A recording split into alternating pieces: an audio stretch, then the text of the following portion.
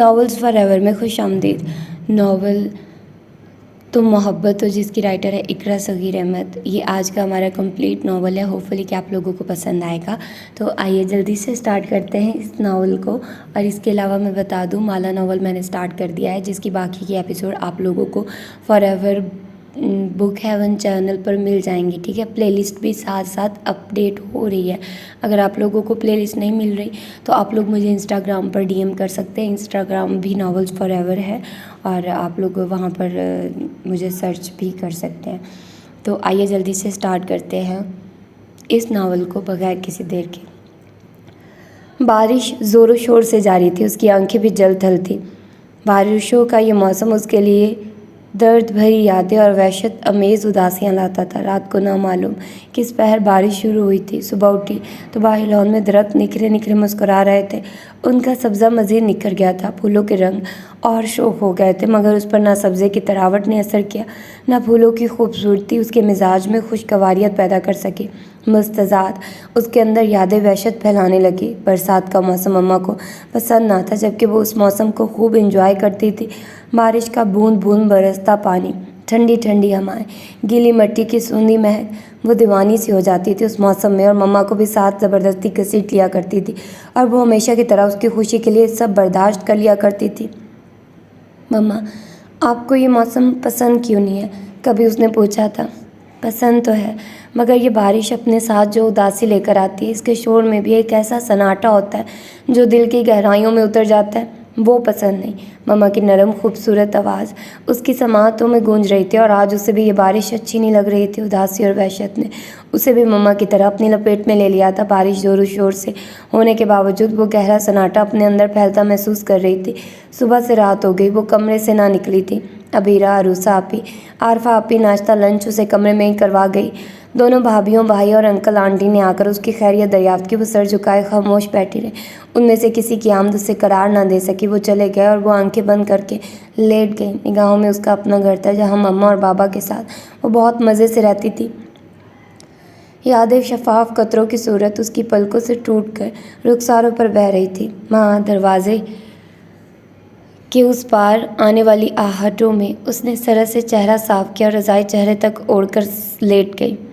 चंद second बाद आरफा आपी उसे पुकारती अंदर आई। हेया, हेया गुड़िया, वो प्यार से पुकारती रही, फिर उसे सोता समझकर वापस चली गई। क्या हुआ, हेया साथ नहीं आई? हारून साहब ने आरफा से पूछा। वो सो रही है। आरफा के जवाब पर वहाँ मौजूद माँ जी और उनकी तीनों बेटियों के मुंह बन गए, जबकि यास्मीन बेगम खासी नर्वस हो गई थी। सो रही थी तो उसको उठाने से क़यामत बरपा हो जाती जो उठाया नहीं महारानी को। बड़ी पप्पू समीना शदीद गुस्से से गोया आई। सारा दिन निकल गया, रात सर पर आ पहुंची और वो लड़की कमरे से ना निकली। हैरत है, अब ऐसी भी क्या आराम पसंदी हो काहिली। मेहरू आपा ने बहुत ही बिगाड़ दिया लड़की को। मंजली पप्पो तहमीना ने भी बहन के अंदाज में अबरू चढ़ाते हुए कहा। हम तो भतीजी से मिलने की चाह में भागे चले आए और वो है कि कोई परवाह ही नहीं है। छोटी पप्पो जरीना ने भी शिकवा किया। दिल छोटा मत करो, अभी उसे यहाँ आए दिन ही कितने हुए। वो जिस गमो तकलीफ़ से गुजर रही है वो बहुत बड़ी है। कुछ वक्त लगेगा उसे पुराने रिश्ते भूलने और नए रिश्ते कबूल करने में। रफ्ता रफ्ता वो हम में कुल मिल जाएगी। हारून साहब ने तहम्मुल से बहने को तसल्ली दी। अल्लाह करे ऐसा ही हो, वरना पूत के पाँव तो पालने में ही नज़र आ जाते हैं। माँ जी अपने मखसूस लठार अंदाज में बुड़बुड़ाई थी। उनके कहने पर खाना शुरू हो गया था। महीना की आंखें नम होने लगी। माँ जी, मैंने शादी की सारी तैयारियां कर ली। शादी और वलीमे के जोड़े भी तैयार होकर आ गया। अब मैं रुकूंगी नहीं। मौका पाते ही तहमीना से मुखातिब हुई। सहमीना और जरीना भी मौजूद थी। कौन रोक रहा है तुझे, कल बारात लेकर आ जा, वो खुश दिली से बोली। अरे वाह, ऐसे ही? इकलौता भांजा है हमारा, सोबान खूब धूम धड़का होगा, जरीना ने चहक कर कहा। तो समीना बुर्दबारी से गोया हुई। हम समझ रहे थे अमीना की बात। मेहरू की वजह से परेशान हो रही हो ना तुम? हाँ आप ही, मुझे नहीं लग रहा भाभी बहन के इंतकाल के 1.5 माह बाद ही बेटी की शादी करने पर राज़ी हो जाएंगी। बहन की बात पर वो खुलकर बोली। माँ जी के होते हुए उस घर में भाभी के फैसले चलेंगे। ये काम माँ जी के करने के हैं। वैसे भी मेहरू आपा को गुजरे 1.5 माह गुजर गया। अगर 1.5 साल या 1.5 सदी भी गुजर जाए तो वो वापस आने वाली नहीं है। फिर क्यों उनके साल गुजरने का फजूल इंतज़ार किया जाए। जरीना ने चालाकी से माँ के कान भी भरे और सिखा भी दिया, जिसकी तारीफ दोनों बहनों ने भरपूर अंदाज में की। और माँ जी, जो पहले ही बेटियों की बातों पर अमल पैरा रहती थी, फौरन ही बहू बेटे को हुक्म दे दिया कि 2 हफ्ते बाद अरूसा और सुबान की शादी है। बड़े बेटे और बहू को भी बुलाया गया और माँ जी के आगे किसी की क्या ज़रूरत थी कि इनकार कर सके। माहिन, जो बड़ी बहन की अचानक बीमारी और फिर मौत के सदमे से दो चार थी, न चाहने के बावजूद खामोश रही। तमीना दूसरे दिन ही अपने भरी पड़ी ससुराल और अजीज़ो अकारब के साथ शादी की तारीख तय कर गई थी। अजीज़ो अकारब सब जा चुके थे। माँ जी बेटों बेटियों और बहुओं के दरमियान बड़ी तमकनत से बैठी थी। शादी की तारीख दे दी गई थी। 2 हफ्ते बाद होने वाली तकरीबात पर डिस्कस हो रहा था। माँ हया को कॉरिडोर से बैग खींचती हुई वहाँ आई। सबकी हैरान सी निगाहें उसकी तरफ थी, जबकि चंद निगाहों में बरहमी और तंज उभरने लगा था। वो सबको नज़रअंदाज करती हारून के पास चली आई। अंकल, मुझे यहाँ नहीं रुकना है, शारजा जाना है। उसका लहजा बहुत पुरएतमाद था। बेटा, इतनी इमरजेंसी में टिकट किस तरह दस्तयाब होंगी? हारून साहब हकीकतन परेशान हो गए थे। महीन उठकर उसके शाने पर हाथ रखकर गोया हुई। कहाँ जाओगी हिया? अब यहीं आपका घर है। मेरा घर नहीं है ये, मैं बाबा के पास जाऊंगी। कहीं नहीं जाओगी तुम, भूल जाओ बाबा को। तुम्हारा बाप वो नहीं, हारून है, समझी? माँ जी की बारोब कड़कदार आवाज़ हॉल में गूंज उठी। माँ जी प्लीज़, आप गुस्सा मत करें, मैं समझा लूँगा। हारून हिया के सर पर हाथ रखकर माँ से आहिस्तगी से गोया हुए। हिया का मूड बिगड़ा हुआ था। ये लड़की तो हमें कुछ समझती ही नहीं है, हमें देखते ही कमरे में बंद हो जाती है। आज भी इसने यही किया। हमारी खुशी में एक लम्हा शिरकत ना की इसने। मैं रिश्तों में बराबरी की कायल हूँ। जब आप मेरे दुख में शरीक नहीं तो मैं किस तरह आपकी खुशी शेयर कर सकती हूँ? हॉल में सन्नाटा छा गया। कहीं मुँह हैरत से खुले रह गए। नौजवान पार्टी ने भी दिलचस्पी से अपनी उस नाजुक को खूबसूरत कज़न को देखा, जिसने समीना जैसी औरत के आगे मुंह खोला था, जिनके आगे लोगों के मुंह बंद हो जाते थे। अच्छा, अब तुम हमें रिश्ते निभाने और बराबरी करने का दस्त दोगी? उनका लहजा किसी जहरीली नागिन की पुनकार की मानित था। सॉरी, मेरे पास इतना वक्त नहीं है। अंकल, टिकट ओके होने तक आप मुझे किसी होटल में रहने का इंतज़ाम कर दें। अब मैं यहाँ नहीं ठहरूंगी। समीना को जवाब देकर वो हारून से मुखातिब हुई। बदतमीज़। महीन, ये तरबियत की है तुम्हारी बहन ने? इस लड़की को बात करने की तमीज़ नहीं है, जो मुंह में आता है बक देती है। समीना के आगे किसी को निगाह उठाने की जुर्रत न थी। उस कल की लड़की ने ज़बान दराजी करके उनकी बेइज्जती कर डाली थी, जो उन्हें किसी तरह बर्दाश्त न थी। वो हिया को कहर आलूद निगाह से घूरते हुए महीन से मुखातिब हुई, जो पहले ही हिया के यके बाद दीगरे जुर्रतों पर बदहवास व खौफज़दा थी। कुछ कह ना सकी। बेटी, आप यहाँ से क्यों जाना चाहती? कोई शिकायत हो तो बताइए। हारून के बड़े भाई एहसान ने उठकर मामला संभाला और हिया से मुखातिब हुए। अंकल, ये मेरा घर नहीं है। यहाँ मुझे घुटन महसूस होती है और मम्मा के जाने के बाद बाबा बहुत डिस्टर्ब हो गया। मैं भी अगर यहाँ रही तो बाबा बिल्कुल तन्हा हो जाएंगे। कौन ख्याल रखेगा इनका? उसकी आवाज़ भीगने लगी तो वो चुप हो गई। आंसू जब्त करने से चेहरा सुर्ख हो गया था। घुटन महसूस हो या दम निकले, रहना तुम्हें अब यहीं है। माँ जी, आप? हारून लजाजत से कुछ कहना चाहते थे कि वो तैश में आ गए। अब तुम दरमियान में मत बोलो हारून, इसको सच सच बता दो, अब ये कहीं नहीं जाएगी। गफरान से तुम्हारा ताल्लुक़ महरीन की ज़िंदगी तक था। महरीन चली गई, गफरान से तुम्हारा ताल्लुक़ खुद ब खुद ख़त्म हो गया। तुम्हारे खाला खालू थे वो, अब तुम अपने सगे माँ बाप के घर में हो और यहीं तुम्हें रहना है बस। माँ जी संगलियों बेहिसी की जिंदा हकीकत बनी कह रही थी। हिया के सफ़ेद पड़ते चेहरे पर दुख की कैफियत बढ़ने लगी। ये उसके लिए किसी धमाके से कम ना था और वो दूसरे ही लम्हे हारून के बाजुओं में गिरकर बेहोश हो गई। हेलो यार, कब आ रहे हो? यहाँ कहीं खुशखबरियाँ हैं क्या? क्या हैं बताओ यार। दूसरी तरफ से बहुत फ्रेश मगर भारी आवाज़ उभरी। पहले बता, कब आ रहा है? ज़फ़र ने जिरा की। अगले हफ्ते। सच? पहली खबर ये है कि ज़ुबान की शादी। ओह, मुझे पता है। और दूसरी खबर? हारून अंकल के यहाँ एक बेटी आई है, बहुत प्यारी लड़की है लेकिन बहुत मगरूर और नकचड़ी है, किसी से बात तक नहीं करती। ओह, कहाँ से आई है? पुरतजस्सुस अंदाज में पूछा। मीना आंटी की बहन को तो जानते हो, मेरू आंटी, उनकी बहन है। दरअसल हारून अंकल की बेटी है। आंटी बेऔलाद थी तो उन दोनों के इसरार पर हारून अंकल और महीन आंटी ने पैदा होते ही अपनी बेटी उन्हें दे दी थी, जिसे वो लेकर शारजा चले गए थे। घर के बड़े सब इस हकीकत से वाकिफ़ थे, जबकि यहाँ हम सबसे छुपाया गया। वहाँ हिया से भी पोशीदा रखा गया और अब मेरू आंटी की वफ़ात के बाद अंकल हिया को यहाँ ले आया है। जब उसने गफरान अंकल के पास शारजा जाने की ज़िद की तो दादू ने भांडा फोड़ दिया। ओह, बहुत बुरा हुआ। अब क्या तासुरात है मोहतरमा के? बहुत शदीद। 4 दिन अस्पताल रहकर आई है शॉक की वजह से, और घर आकर भी वो इस हकीकत को मानने को तैयार नहीं है। वो यहाँ से जाना चाहती है। दादू ने नामालूम गफरान अंकल को क्या कहा है कि वो यहाँ से बिल्कुल राब्ता ख़त्म किए हुए हैं। वो रात दिन मोबाइल ट्राई करती रहती है, नाकामी पर रोने लगती है। दादू के और उसके ताल्लुकात बेहद बिगड़ गए हैं, और ख़ास तौर पर समीना पुप्पो के भी। अरे मम्मी के भी? क्यों? जब आओगे खुद देख लेना। ओके, अल्लाह हाफिज़। सारे ख्वाब कच्चे रंगों की तरह गड़बड़ हो गए थे। गुजरे दिन ख्वाब थे या उन दिनों वो ख्वाबों में जी रही थी। भयानक ख्वाबों की कांटों भरी पगडंडी थी, जहाँ हर कदम पर अनगिनत कांटे चुभ रहे थे और जिनकी चुभन रूह तक में पेवस्त हो रही थी। वो शदीद तरीन तकलीफ में मुब्तला थी। या क्यों कमरे में बंद रहती हो, क्या सोचती रहती हो मेरी जान? माहीन उसके कमरे में आकर करीब बैठते हुए ममता भरे लहजे में बोली, आंटी ये सब ख्वाब है। मैं सोचती हूँ ये कोई डरावना ख्वाब है। जल्द मेरी आंख खुल जाएगी और फिर मैं अपने घर में होंगी, मम्मा और बाबा के दरमियान, जहाँ खुशियाँ हैं, रंग हैं, फूल ही फूल हैं। सोचो कि दुनिया से बाहर निकल आओ। है सोच से सिर्फ फरेब व धोखा देती है। अगर सोचने से दुनिया बदलने लगे, हालात संवरने लगे तो बेटा दुनिया में कोई दुखी, कोई परेशान ना हो। आप सच को मानो बेटा, सच्चाई में सुकून और राहत है। उन्होंने उसे सीने से लगाकर उसकी पेशानी चूमते हुए कहा। अरूसा की शादी में एक हफ्ता रह गया, तैयारियाँ हो रही हैं, आप शरीक हो। देखो लड़कियाँ किस तरह हिस्सा ले रही हैं, आपको भी अच्छा लगेगा। अब मुझे यकीन दिला दें आंटी, मुझे बाबा के पास भेज देंगी तो मैं जो आप कहेंगी करूँगी। आप मुझे बाबा के पास भेज देंगी ना? वो उनका हाथ पकड़कर रोते हुए कह रही थी। उसका अंदाज़ ऐसा था जैसा किसी मासूम बच्चे का वालिदैन से बिछड़ने के बाद होता है। मैं वादा नहीं कर सकती है, आप हमें आप ही और दूल्हा भाई की जगह चाहिए ना दो, मगर प्लीज़ हालात से समझौता कर लो। माँ जी का हुक्म है आपको यहाँ ही रहना। दूल्हा भाई से तमाम राब्ते ख़त्म कर दिए, अब कुछ नहीं हो सकता। मैं नहीं मानती माँ जी को, मुझसे मेरे बाप को कोई जुदा नहीं कर सकता। गुस्से से वो चीख उठी और वहाँ से निकलकर उनके पास पहुँच गई। माँ जी और समीना सर जोड़े खुसर फुसर कर रही थी। उसे देखकर संभल गई। दादो आप ऐसा क्यों कर रही हैं? प्लीज़ मुझे जाने दे बाबा के पास।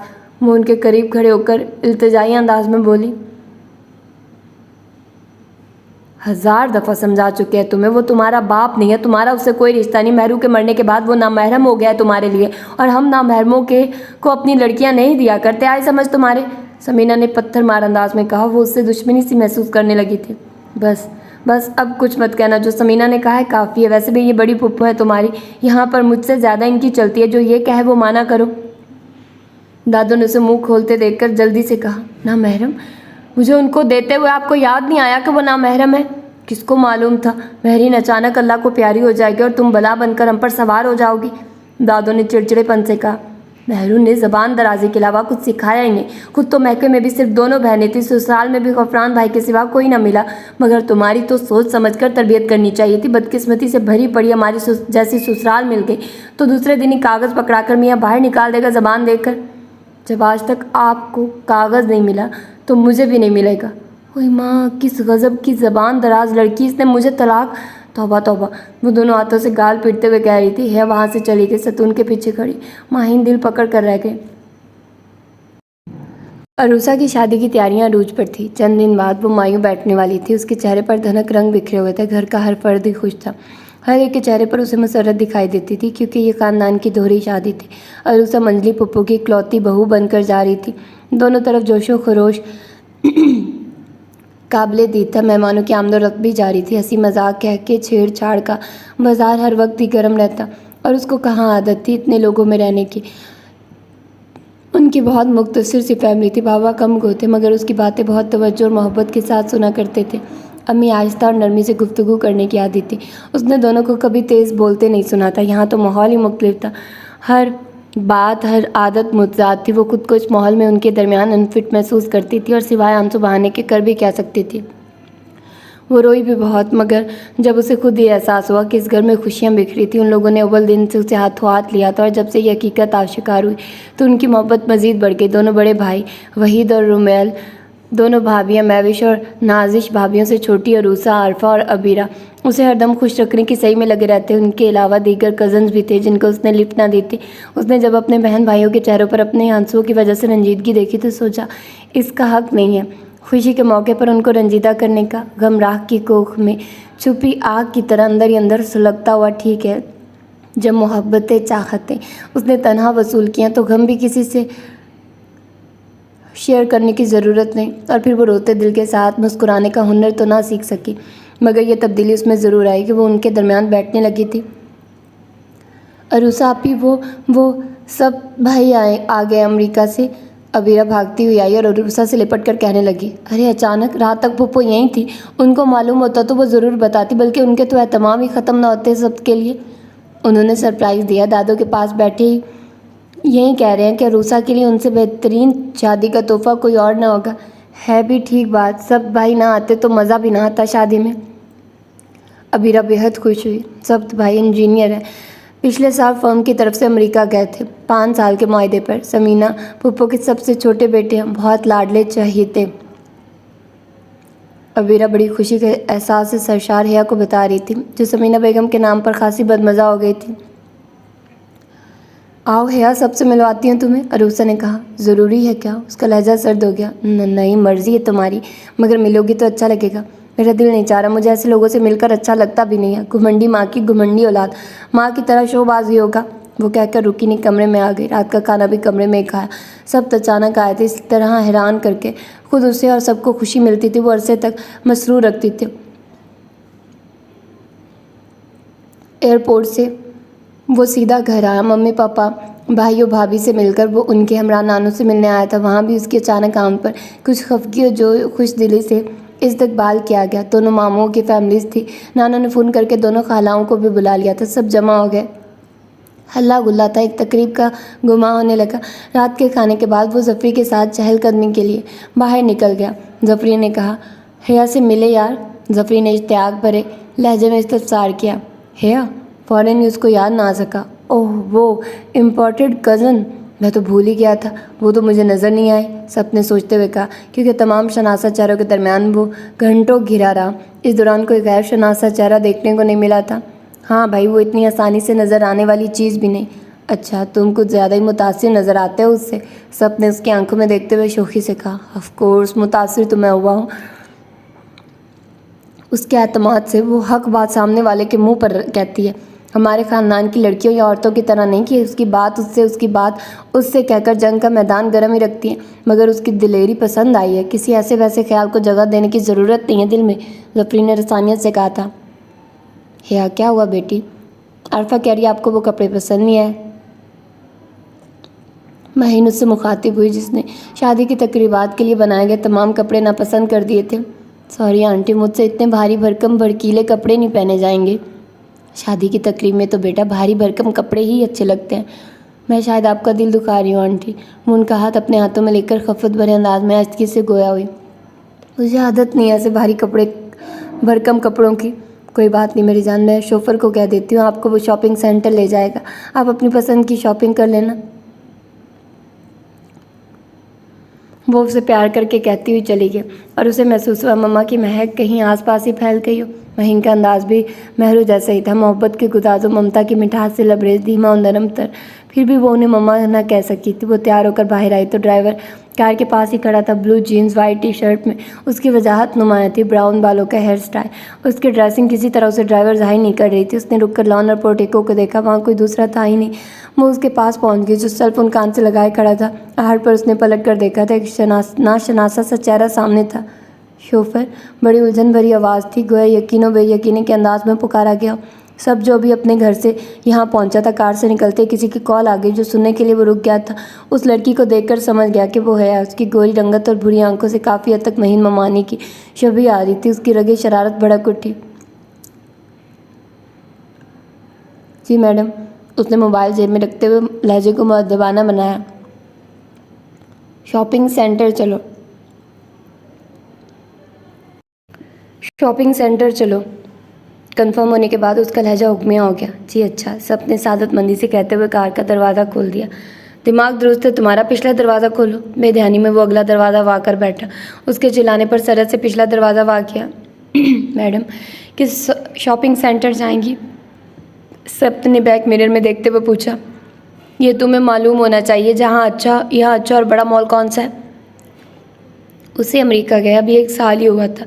ज़हन की स्क्रीन पर पूरा कराची मौजूद था, जिसके चप्पे चप्पे से वो बाखूबी वाकिफ़ था। एक बेहतरीन शॉपिंग मॉल पर वो उसे ले आया था। वो पर्स और दुपट्टा संभालती कार से निकल आए। तुम कहाँ आ रहे हो? उसे साथ आते देखकर वो बोली। मैडम, ख़रीदारी में मदद करवाऊँगा आपकी। शट अप, मुझे तुम्हारी मदद की ज़रूरत नहीं, गाड़ी के पास जाओ। वो उसे डांट कर अंदर दाखिली दरवाजे की जानिब बढ़ गई। वाह मैडम, आपने तो मुझे वाकई ड्राइवर बना दिया। वो मुस्कुराता हुआ कार की तरफ बढ़ गया और उसकी हैरत की इंतहा न रही जब उसने आधे घंटे बाद हिया को कहीं शॉपर पकड़े आते देखा। उसने बढ़कर वो तमाम बैग्स कार में रख दिए। मैडम, आपने इतनी जल्दी खरीदारी कर ली। ड्राइविंग सीट पर बैठकर उसने पीछे बैठी हेया से हैरानी से कहा, जब एक बुटीक से सब मिल जाता हो तो क्या ज़रूरत है पूरा मॉल छानने की। ये बात भी आपने दुरुस्त की। अगर मुंह बंद करो अपना, कार ड्राइव करो। हेया ने उससे डांटा। वो जी अच्छा कहकर ड्राइविंग करने लगा। हेया उसके एतमाद पर हैरान थी। वो रख रखाव से ही नहीं, गुफ्तगू एतमाद से भी ड्राइवर नहीं लग रहा था। उसकी पूरा एतमाद और शौक निगाहों के आसार में वो जाते हुए भी रही थी। उसने वापसी में जगह बदल दी थी, मगर उसने फिर पहले ही साइड मिरर उसी तरफ फोकस कर दिया। गोया वो उसकी सोचों से बाखबर था और वो वापसी में भी उसकी निगाहों में रही। वो बैग्स लेकर अपने कमरे में चली आई। हॉल से खूबसूरत आवाज़ें आ रही थी। सब वहाँ जमा थे। अपनी शॉपिंग वहाँ लेकर जाती तो उसे मालूम था मजाक उड़ाया जाता उसके भड़कीले चमकीले लिबास के आगे। उसके सादा कपड़े और सादा लगते। ऐसे में वो आंटी और अरूसा वगैरह के चेहरे पर अपनी वजह से फैलती निदामत या तकलीफ महसूस करती। इस वजह से कमरे में आगे बैग्स उसने बेतीली से बेड पर रख दिया। आंखों से फिर रिमझिम बरसने लगी थी। मम्मा और बाबा की यादों से कहाँ छुप सकती थी। उनसे बिछड़े 2 माह से ज़्यादा अरसा बीत गया था और इस अरसे में एक लम्हा ऐसा ना था कि उनकी याद से गाफिल हुई हो। अब भी उनके साथ की जाने वाली शॉपिंग उसे याद आ रही थी। यादों के संग भागते भागते वो नींद की वादी में उतर गई और फिर महीन के जगाने पर उठी। उन्होंने उसकी शॉपिंग की खूब तारीफ़ की थी। दोनों भाभी और अरूसा ने नामालूम उसका दिल रखने के लिए तारीफ़ की थी। यह वाकई उन्हें शॉपिंग पसंद आई थी। वो चुपचाप उनकी तारीफ़ों तौसीफ़ सुनती रही। समीना पुप्पो आपका कई मर्तबा पूछ चुकी है, बड़ी भाभी महविश ने कहा। रोज़ रोज़ आ जाती, उनका अपने घर में दिल नहीं लगता, उसने मुंह बनाकर कहा। महीन घबरा कर बोली, ऐसे नहीं कहते, उन्होंने सुन लिया तो तूफान मचा देंगी। क्यों डरती हैं आप? उनका काम क्या है? सबकी बुराइयां करना, हुक्म चलाना और बेइज्जती करना। मुझे बिल्कुल पसंद नहीं है वो। मैं नहीं जाऊँगी लाउंज में। पुप्पो ज्यादती भी बहुत करती है के साथ, बिला वजह उसके साथ खार रखने लगी है। ये बड़ापन तो नहीं है। अरूसा को बहन से मोहब्बत थी। सब छोड़ो, आओ हम बाहर चलते हैं। आरफा मुस्कुराती हुई ज़बरदस्ती उसका हाथ थाम कर बाहर ले आई और लाउंज में दाखिल होते उसकी निगाह सीधी उस शख्स पर पड़ी थी। वो बड़े इस्तेहकाक भरे अंदाज में दादों के करीब बैठा बातें कर रहा था। उसके दूसरी जानिब पुप्पो बैठी मुस्कुरा रही थी। जफरी, अबीरा, जरीना, पुप्पो की सोहनी, ताया की खौला और मायरा, फहद, राजी सब मौजूद थे। वो मारे हैरानी के साकित रह गए। उस दम सब की नज़रें भी उठी और आन वाहिद में उसके होंठों के साथ साथ आंखों में भी शरारत भरी मुस्कुराहट जगमगा रही थी। साथ ही वहाँ मौजूद सब कज़न्स भी मुस्कुराने लगे थे। उनके दरमियान वो खुद का अहमक महसूस कर रही थी। तुम्हें क्यों सकता हो गया और तुम लोग क्यों खी कर रहे हो?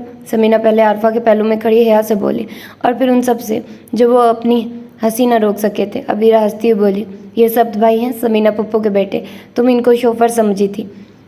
उसका मारे शर्मिंदगी के चेहरा सुर्ख हो गया। कितनी आसानी से वो उसे बेवकूफ़ बना चुका था और अपने कारनामे की उनसे दाद भी वसूल कर चुका था। तभी उसे देखकर हंस रहे थे। वो आरफा से हाथ छुड़ाकर वहाँ से भागती कमरे में आ गए। सबके चेहरे से एकदम ही मुस्कुराहट गायब हो गई थी। हया की कैफियत और उसकी आंखों में भर आने वाली नमी उसकी हसास निगाहों से छुपी न रह सकी थी। वो नादिम सा हो गया। ये क्या बात हुई माँ जी? ये लड़की हर बार कुछ नया ही करती है। समीना हया को बिना कुछ कहे सुने वहाँ से भागते देखकर गोया हुई तो अबीरा ने सबकी ज़बानी सुनी सारी बात दोहरा दी। कैसी कम अक्ल लड़की है, देखो तो भला मेरे बच्चे में उसे क्या ड्राइवरों वाली बात नजर आई है जो वो ड्राइवर ही समझ बैठी। अहमक कहीं की। मम्मी मैंने शरारत भी की थी, गलती उसकी नहीं है। सब माँ को आग बगोला देखकर हकीकत बताने लगा और बड़ी मुश्किलों से उनका गुस्सा ठंडा कर पाया। अबीरा उठकर हया के पास आ गई जो उनसे खफा हो गई थी और रोए जा रही थी। उसका ख्याल था उन सब ने मिलकर उसे बेवकूफ़ बनाया। महीन के समझाने बुझाने पर वो चुप हुई थी, मगर कुछ दिन पहले जो वो बेतकल्फ़ी और नमियत के खौल से बाहर निकली थी उसी खौल में फिर बंद हो गई और उरुसा की माइयों तक कमरे से बाहर ना निकली। माइयों की रस्म अदा की जा चुकी थी। मेहमानों से लॉन भरा हुआ था जो माइयों की रस्म के लिए खसूसन बहुत खूबसूरती से सजाया गया था। अबीरा उसका हाथ थामे घूम रही थी। उसके इसरार पर उसने माइयों का ड्रेस पहना था। सब्ज़ और पीली कढ़ाई वाली फ्रॉक पर सुर्ख दुपट्टा था। दोनों के सूट यकसा थे। अबीरा दिल लगाकर तैयार हुई थी। उसको ऐसी चीज़ों से रग़बत ना थी। अलबत्ता आरफत के कहने पर उसने मोतिया के कंगन हाथों में पहन लिए थे। मोतिया के फूलों की ढेरों लड़ियाँ अबीरा ने उसके बालों में लटका दी थी जो उसके दाएं शाने से आगे लटक रही थी। रिश्तेदारों से उसे मिलवाया गया था। वो काफ़ी नज़रों के जद में थी जिनसे वो उलझन महसूस कर रही थी। अबीरा ने नामालूम कौन कौन से रिश्तों के कज़न से उसे मुतारिफ़ करवाया, मगर वो चेहरे पर इतनी बेजारी और संजीदगी तारी किए हुए थी कि किसी की हिम्मत नहीं उससे बेतकल्लुफ़ होने की। वो अबीरा के साथ आगे बढ़ रही थी। वहाँ फ्लैश लाइट चमकी। उसने देखा सामने सबके हाथों में कैमरा था। ये क्या सब्त भाई, मेरी फ़ोटो तो आई भी नहीं होगी। अबीरा जो किसी मेहमान खातून से बात करने रुक गई थी, उसके करीब आकर बोली, यार मैंने तुम्हारी तस्वीर ली कब है? मैं तो माँ जी की तस्वीर ले रहा था। उसने किन अखियों से हिया को देखते हुए कहा। झूठ बोल रहा है कमीना, माँ जी कहाँ है? हिया ने गुस्से से सोचा। ओके पोज दो, अब ले लेता हूँ, वो दिलकशी से मुस्कुरा कर बोला। I am not interested. Abira ने उसे भी कहा तो वो उस जगह को आकर बैठ गई जहाँ बच्चों की गैदरिंग थी। सामने फासले पर स्टेज था जिस पर जर्द सूट और सब्ज दुपट्टे में मलबूस अरूसा ससुरालियों में सर झुकाए बैठी थी। तीनों फूफियाँ, माजी, ताई और आंटी तहमीना के साथ आने वाली औरतों लड़कियों वहाँ मौजूद थी। कई घंटे होने को आए थे, उनकी रस्मों का सिलसिला ख़त्म न हो रहा था। हेलो, सब तो वहाँ आकर संजीदगी से गोया हुआ। मैंने उस दिन मजाक किया था आपसे और आप माइंड कर गई। अगर मुझे मालूम होता आप हर्ट होंगी तो मैं कभी ऐसा नहीं करता। I am so sorry. सबके लहजे में खुलूस सच्चाई थी। उस दिन उसकी आंखों में नमी देखकर उसे एहसास हुआ था कि वो मजाक में ज्यादती कर बैठा। वो बेहद शोखो शरीर होने के साथ बला का हसास और जिम्मेदार था।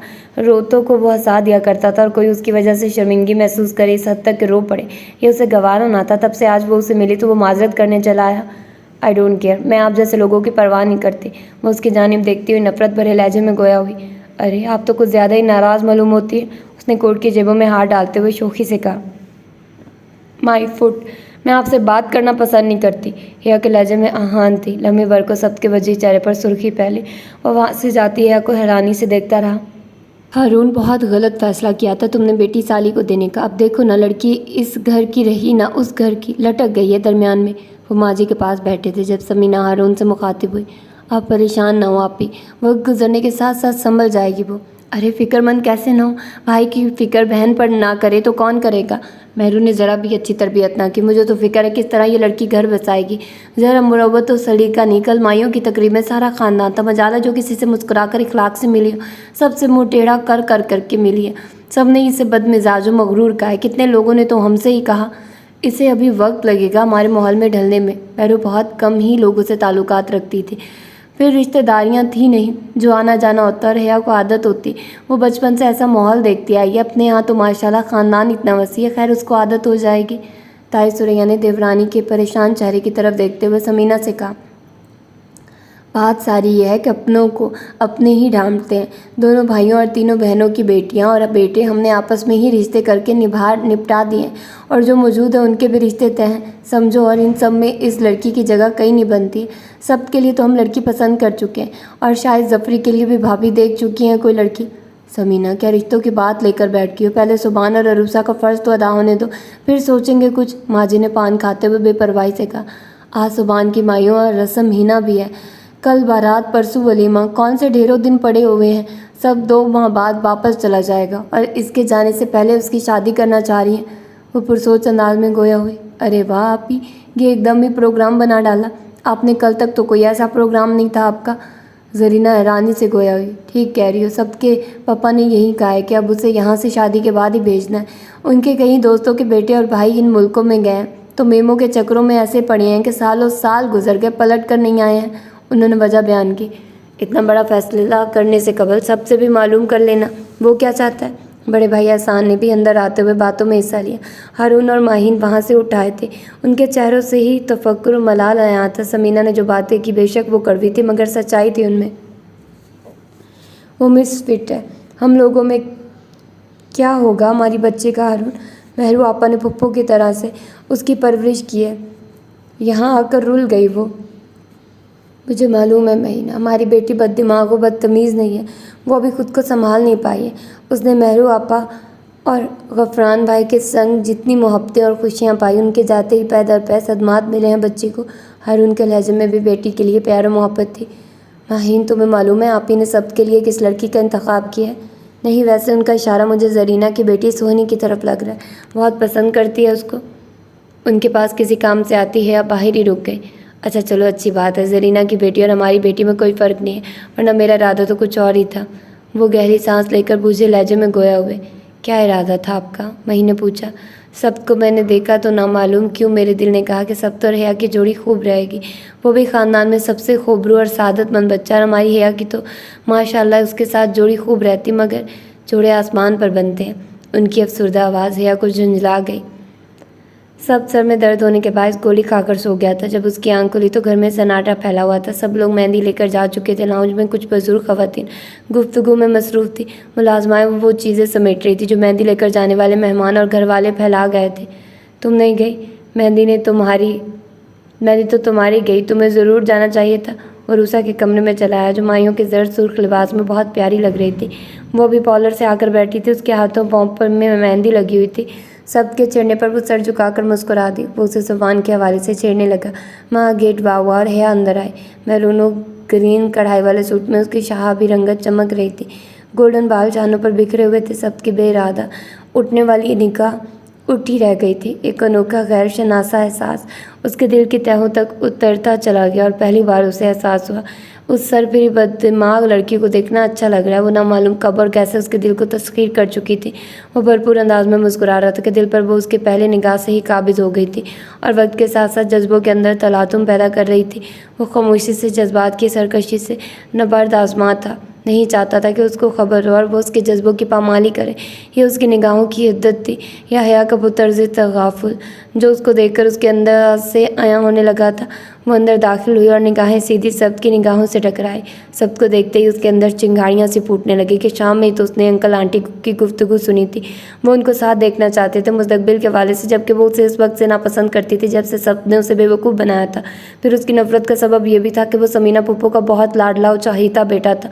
समीना वो औरत थी जिन्होंने पहले दिन से ही उससे बिलावजह बहर बांधा हुआ था। कोई मौका वो उसे बातें सुनाने का छोड़ती ना थी। गुस्से की सुर्ख आंधी उसकी आंखों में छा गई। हिया एक कप चाय सब भाई के लिए ले आना, अरूसा ने उससे कहा जो कमरे में आते ही वापस निकल रही थी। उसकी असना में उसका पाँव फिसला। कबल इसके वो फर्श पर ओंधे मुँह गिरती। सबने सरह से बढ़कर उसे थाम लिया तो उसके बाजू को उसने मजबूती से थामा था, मगर फिर दूसरे लम्हे अपने आवाज़ दुरुस्त करती उससे अलहदा होकर घर आई। तुमने मुझे टच करने की हिम्मत कैसे की? वो शदीद इश्तियाल में आई। क्या मतलब? मैंने आपको गिरने से बचाया। वो शशदर रह गया। मालूम है मुझे आपकी नेचर, थर्ड टाइप मैन है आप। उसकी बदगुमानी और बदज़बानी पर वो खौल कर रह गया। सारी शोखी और शुगुफ्तगी हवा हो गई। प्लीज़ यार चीखो मत, मेहमान है घर में, क्या सोचेंगे? सब भाई ने तुम्हारी मदद की और तुम फजूल बात कर रही हो। और उसने सरशत से कमरे का दरवाज़ा बंद करके उससे कहा, इसने मुझे छुआ है आप? Shut your mouth. बहुत बकवास कर ली तुमने। क्या समझती हो खुद को? अगर मुझे मामू जान का ख्याल ना होता तो तुम्हें बताता। वो रूसा के ख्याल से कहते कहते चुप हो गया और कमरे से गुस्से से बाहर निकल गया। किताबी चेहरा भी है उसका चांदनी की तरह, वो जल रहा है मेरे साथ रोशनी की तरह। अजब बात है कि दुश्मन भी है वही मेरा। मुझे अजीज़ है जो शख्स ज़िंदगी की तरह। सुर्खों स्याह फैंसी सूट में वो वहाँ मौजूद। लड़कियों में सबसे अलहदा और नुमाया थी। गोल्डन घने बाल पुश्त पर बिखरे हुए थे। चेहरा सादगी में भी रानाई से भरपूर था। कानों में उसके रिंग थे वो और गर्दन में रूबी की माला थी। बाएं हाथ में घड़ी और दाएं हाथ में मैचिंग ब्रेसलेट। उसके चेहरे पर बेनियाज़ी और संजीदगी थी जो किसी को उससे बेतकल्लुफ़ होने का मौका न देती थी। मुबीरा के साथ थी। सोनी और रोज़ी ने फिर भी उससे ज़बरदस्ती दोस्ती कर ली थी। अब वो साथ थी, बातें कर रही थी, मगर हिया चुप थी।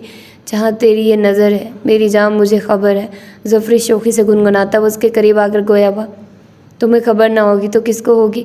जवाबन वो भी शोखी से बोला, मैं तो सोच रहा था तुम्हारी ज़िंदगी में कोई मेम शेम आई होगी, मगर तुम तो ऐसी कोई पख लगा कर नहीं लाए और यहाँ आकर नज़र डाली भी तो एक बेहद मुश्किल लड़की पर जिसकी ख्वाहिश को ना चांद के असूल की ख्वाहिश करना चांद के असूल की ख्वाहिश करने के मुतरादिफ है। ज़फ़री ने उसके वजीह चेहरे को देखते हुए कहा, ख्वाहिश जब तलब बन जाती है तो असूल चांद का हो या चाहत का हासिल होकर रहता है। सपने दूर खड़ी हिया को देखते हुए जज्ब से कहा, चाहत, हासिल और तलब, ये रातों रात किस तरह जंगल हरा हो गया यार। ज़फ़री ने उसकी तरफ हैरानी से देखा। तो मुझे छोड़ दो, अपना बताओ क्या कह रहे थे सोनी के बारे में? बेटे से कोल्ड ड्रिंक लेकर घूंट लेते उसने मौजू बदला। वही जो तुम हिया के बारे में कह रहे थे। ओह, यानी चाहत, हासिल और तलब की जुस्तजू। वो दोनों बेख्तियार हंस पड़े थे। वो तुम्हारी दस्तरस से दूर तो नहीं है, ममानी जान से कहकर मामला क्लियर करवा सकते थे। उसके लिए तुम्हें मेरा इंतज़ार क्यों करना पड़ा? उसकी बेकरारियों के दास्तान सुनकर सबने संजीदगी से कहा, समीना पुप्पो के प्रोग्राम की तुम्हें खबर नहीं है। वो सोनी को तुमसे मंसूब करना चाह रही है, इसलिए मैं खामोश था कि अगर तुम भी ऐसा चाहोगे तो मैं तुम्हारी खातिर अपनी ख्वाहिश पर इन्ना लिल्लाह पढ़ लूँगा। खुदा का शुक्र है तुम जैसा दोस्त मुझे मिला है। मेरे भाई अब देर मत करो। मेरा बस चलता तो अभी सुबान के साथ ही दूल्हा बनकर आ जाता, मगर कैसे दोस्तों, वहाँ सुबान साड़ियों में घिरा हुआ है और तुम दोनों यहाँ कौन कौन से मसले सुलझाने खड़े हो गए हो? समीना बेगम उनके करीब आकर गोया। वो दोनों माजरत करके जाने लगे तो ज़फ़री को जानने का इशारा करके उन्होंने सबको रोक लिया।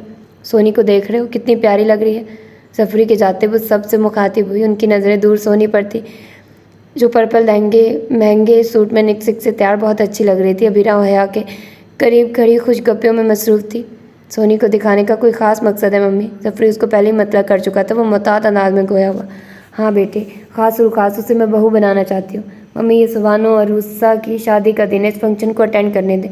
ऐसे फैसले घर में करने के होते हैं, इस तरह हज़ारों लोगों की मौजूदगी में करने के नहीं। वह आहिस्ती से गोया हुआ। फैसला तो मैं कर चुकी हूँ। किसी खातून के आने पर वो मुस्कुराती हुई चली गई। सुबानो और रूसा की शादी को वो भरपूर तरीके से एंजॉय नहीं कर पाया था, क्योंकि समीना बेगम ज़िद्दी और खुद पसंद औरत थी और अपनी ज़िद से ज़रा भी दस्तबरदार होने को तैयार न थी। उसने सोनी से रिश्ते के लिए इनकार कर दिया जब वो मानने के लिए तैयार न थी। जवाबन वो भी खामोश हो गया था, हया का नाम लेने से इसलिए भी गुरेज कर रहा था कि अभी तो वो खुद उस पर यकीन न कर सका था कि वो उसका साथ कबूल करेगी भी या नहीं। वो बददिमाग लड़की जो जुल्म करती थी और मजलूम बन जाती थी, हर ज़्यादती का आगाज़ उसकी तरफ से होता और इल्ज़ाम वो उसे दे देती थी। इसके बावजूद भी उसकी निगाहों का महवर वही रही थी। शादी के हंगामे सर्द हुए तो ज़िंदगी अपनी डगर पर लौट आई थी। अरूसा सुबान के हमरा एक हफ्ते बाद ही हनीमून के लिए शुमाली इलाका जात के लिए रवाना हो गई थी। बड़े भाई अब्दुल वहीद का ट्रांसफ़र एबटाबाद हुआ तो वो महविश भाभी को लेकर वहाँ शिफ्ट हो गए। छोटे भाई रुमैस उसी माँ की छुट्टियों पर साउथ अफ्रीका से आए थे। वो भी अपनी फैमिली के साथ जा चुके थे। घर की गहमा गहमी में एक सुकून सा दर आया था। अबीरा ने आर्ट कॉलेज में एडमिशन ले रखा था। उसका आधा दिन वहाँ गुजरता तो घर आकर वो बाकी आधा वक्त सोकर और कज़न्स के साथ हल्ले गुल्ले में गुजार देती। ताकि दोनों बेटियों खौला और मायरा से उसकी बहुत बनती थी, जबकि हिया से भी उसने अच्छी दोस्ती करने की पूरी सही की थी। मगर हिया ना उनसे दोस्ती करने को तैयार थी, ना उन्हें अपना समझने को। तो फासले मिटने वाले ना थे। कमरा बंद किए बैठी रहती। बहुत कम उनके साथ खाने या नाश्ते में शरीक होती थी। वो फितरतन भी तन्हाई पसंद थी। फिर उसकी परवरिश बेहद नाजो नाम में हुई थी। महरू और गफरान साहब ने कभी उसको रोका टोका ना था और उसकी ज़िंदगी में कोई ऐसा मशवरा भी नहीं था जो किसी एतराज़ के ज़ुमरे में आता। ना कोई दोस्त था, ना कोई आना जाना। स्कूल से यूनिवर्सिटी तक उसकी दोस्ती सिर्फ मम्मा और पापा से रही थी, या किताबें पौधे वगैरह। उसकी ज़िंदगी उन्हीं से खूबसूरत थी, जो अब उन सब के बगैर बदसूरत ही नहीं भयानक हो गई थी। कल के मुकाबले आज मुतज़ाद होकर रह गया था। उसकी खामोशी, उसकी तन्हाइयों कम गोई उस भरे भरे तेज़ तेज़ बोलने वाले और कहके लगाने वाले लोगों में नापसंदीदा थी। तो वो खुद को उन लोगों में मिसफिट समझती थी। सब ने उसे उसकी मर्ज़ी पर छोड़ दिया था, मगर वो दादों पुफियों के तंज़ो एतराज़ात की जद से ना निकल सकी थी। उस रात सब आया तो डिनर के बाद सब कज़न्स का आउटिंग पर जाने का प्रोग्राम बन गया। वो सब तैयार थे। आरफा और अबीरा ने हिया से भी चलने को कहा और उसके कतई इनकार पर सब दिल के हाथों मजबूर होकर खुद चला आया। दिमाग के लिए ताज़ा हवा बहुत ज़रूरी है, वो बोला। किसने मना किया? जाकर दिमाग को लगाइए हवा। मैं अपने नहीं, आपके दिमाग की बात कर रहा हूँ। वो उसके करीब आकर शोखी से गोया हुआ। कॉटन के blue and sea green suit में उसकी सुनहरी रंगत दमक रही थी। आप कौन होते हैं मेरे दिमाग की फ़िक्र करने वाले? वो तेवरी चढ़ाकर गुस्से से गोया हुई। आरफा अबीरा वहीं मौजूद थी। उसके बदलते तेवर परेशान कर गए थे। जब से आया हूँ आपके दिमाग ही देख रहा हूँ, तो फ़िक्र करने का हक भी मेरा बनता है। वो सीने पर हाथ बांधकर दुबदुब बोला। हिया चलो ना, क्यों बहस कर रही हो? उसके बिगड़ते मूड पर अबीरा ने खुशामदाना अंदाज में कहा। बहस मैं कर रही हूँ या ये कर रहे हैं? इन्हें ख्वामखा आदत है दूसरों पर धौंस जमाने की, अपनी मनमाने की, मगर मैं किसी के रूम में आने वाली नहीं। वो कहकर वहाँ से अपने कमरे में चली गई और ज़ोर से दरवाज़ा बंद किया। सब एक दूसरे को देख कर रह गए। सॉरी गाइस, मेरी वजह से वक्त ज़ाया हुआ कि चलो अब। लम्हे भर को सबके चेहरे पर खजालत भरी सुर्खी चाहिए थी, जिसको लम्हे के 1000वें हिस्से में वो जब्त करके अपने शोख व शंग अंदाज में लौट आया, मगर फिर तमाम वक्त उसकी आंखों ने मुस्कुराते लबों का साथ न दिया था। रात को तुमने बहुत गलत किया सबके साथ। दूसरे दिन वो लाउंज में बैठी मैगजीन देख रही थी, तभी आरफा ने उससे नरमे से कहा। उसने चौंक कर आरफा की तरफ देखा। रात को ही क्या, या तो उसकी बेइज्जती करते थकती नहीं है। सब भाई के मजाक को या ना का मसला बनाकर बैठ गई। हालांकि माइंड तो उनको करना चाहिए था। इतने डिसेंट और गुड लुकिंग बंदे को ये ड्राइवर समझ बैठी थी। अबीरा ने उसकी तरफ देखते शिकायती अंदाज में कहा। कल रात वो भी इसके तर्ज अमल से पहली बार बदमज़ा हुई थी। अच्छा, शोफर क्या डिसेंट और गुड लुकिंग नहीं हो सकते? शायद कम से कम मैंने आज तक किसी को नहीं देखा। ओके। वो मैगजीन दूर उछाल कर खड़े होकर गुस्से से चीखने लगी। सज़ा मिलनी चाहिए मुझे, तो सज़ा दो तुम्हारे सख्त भाई की, जो मैंने शान में गुस्ताखियाँ की। मार डालो मुझे, यही सज़ा हो सकती है मेरे जुर्म की। हया प्लीज़, ऐसा नहीं है, बात समझो। उसे जुनूनी अंदाज में कमरे से निकलते देखकर वो दोनों पीछे भागी थे, मगर वो तेज़ी से किचन में आकर काउंटर पर रखी छुरी अपनी कढ़ाई पर चला चुकी थी। दूसरे लम्हे किचन के फर्श पर खून फैलता चला गया।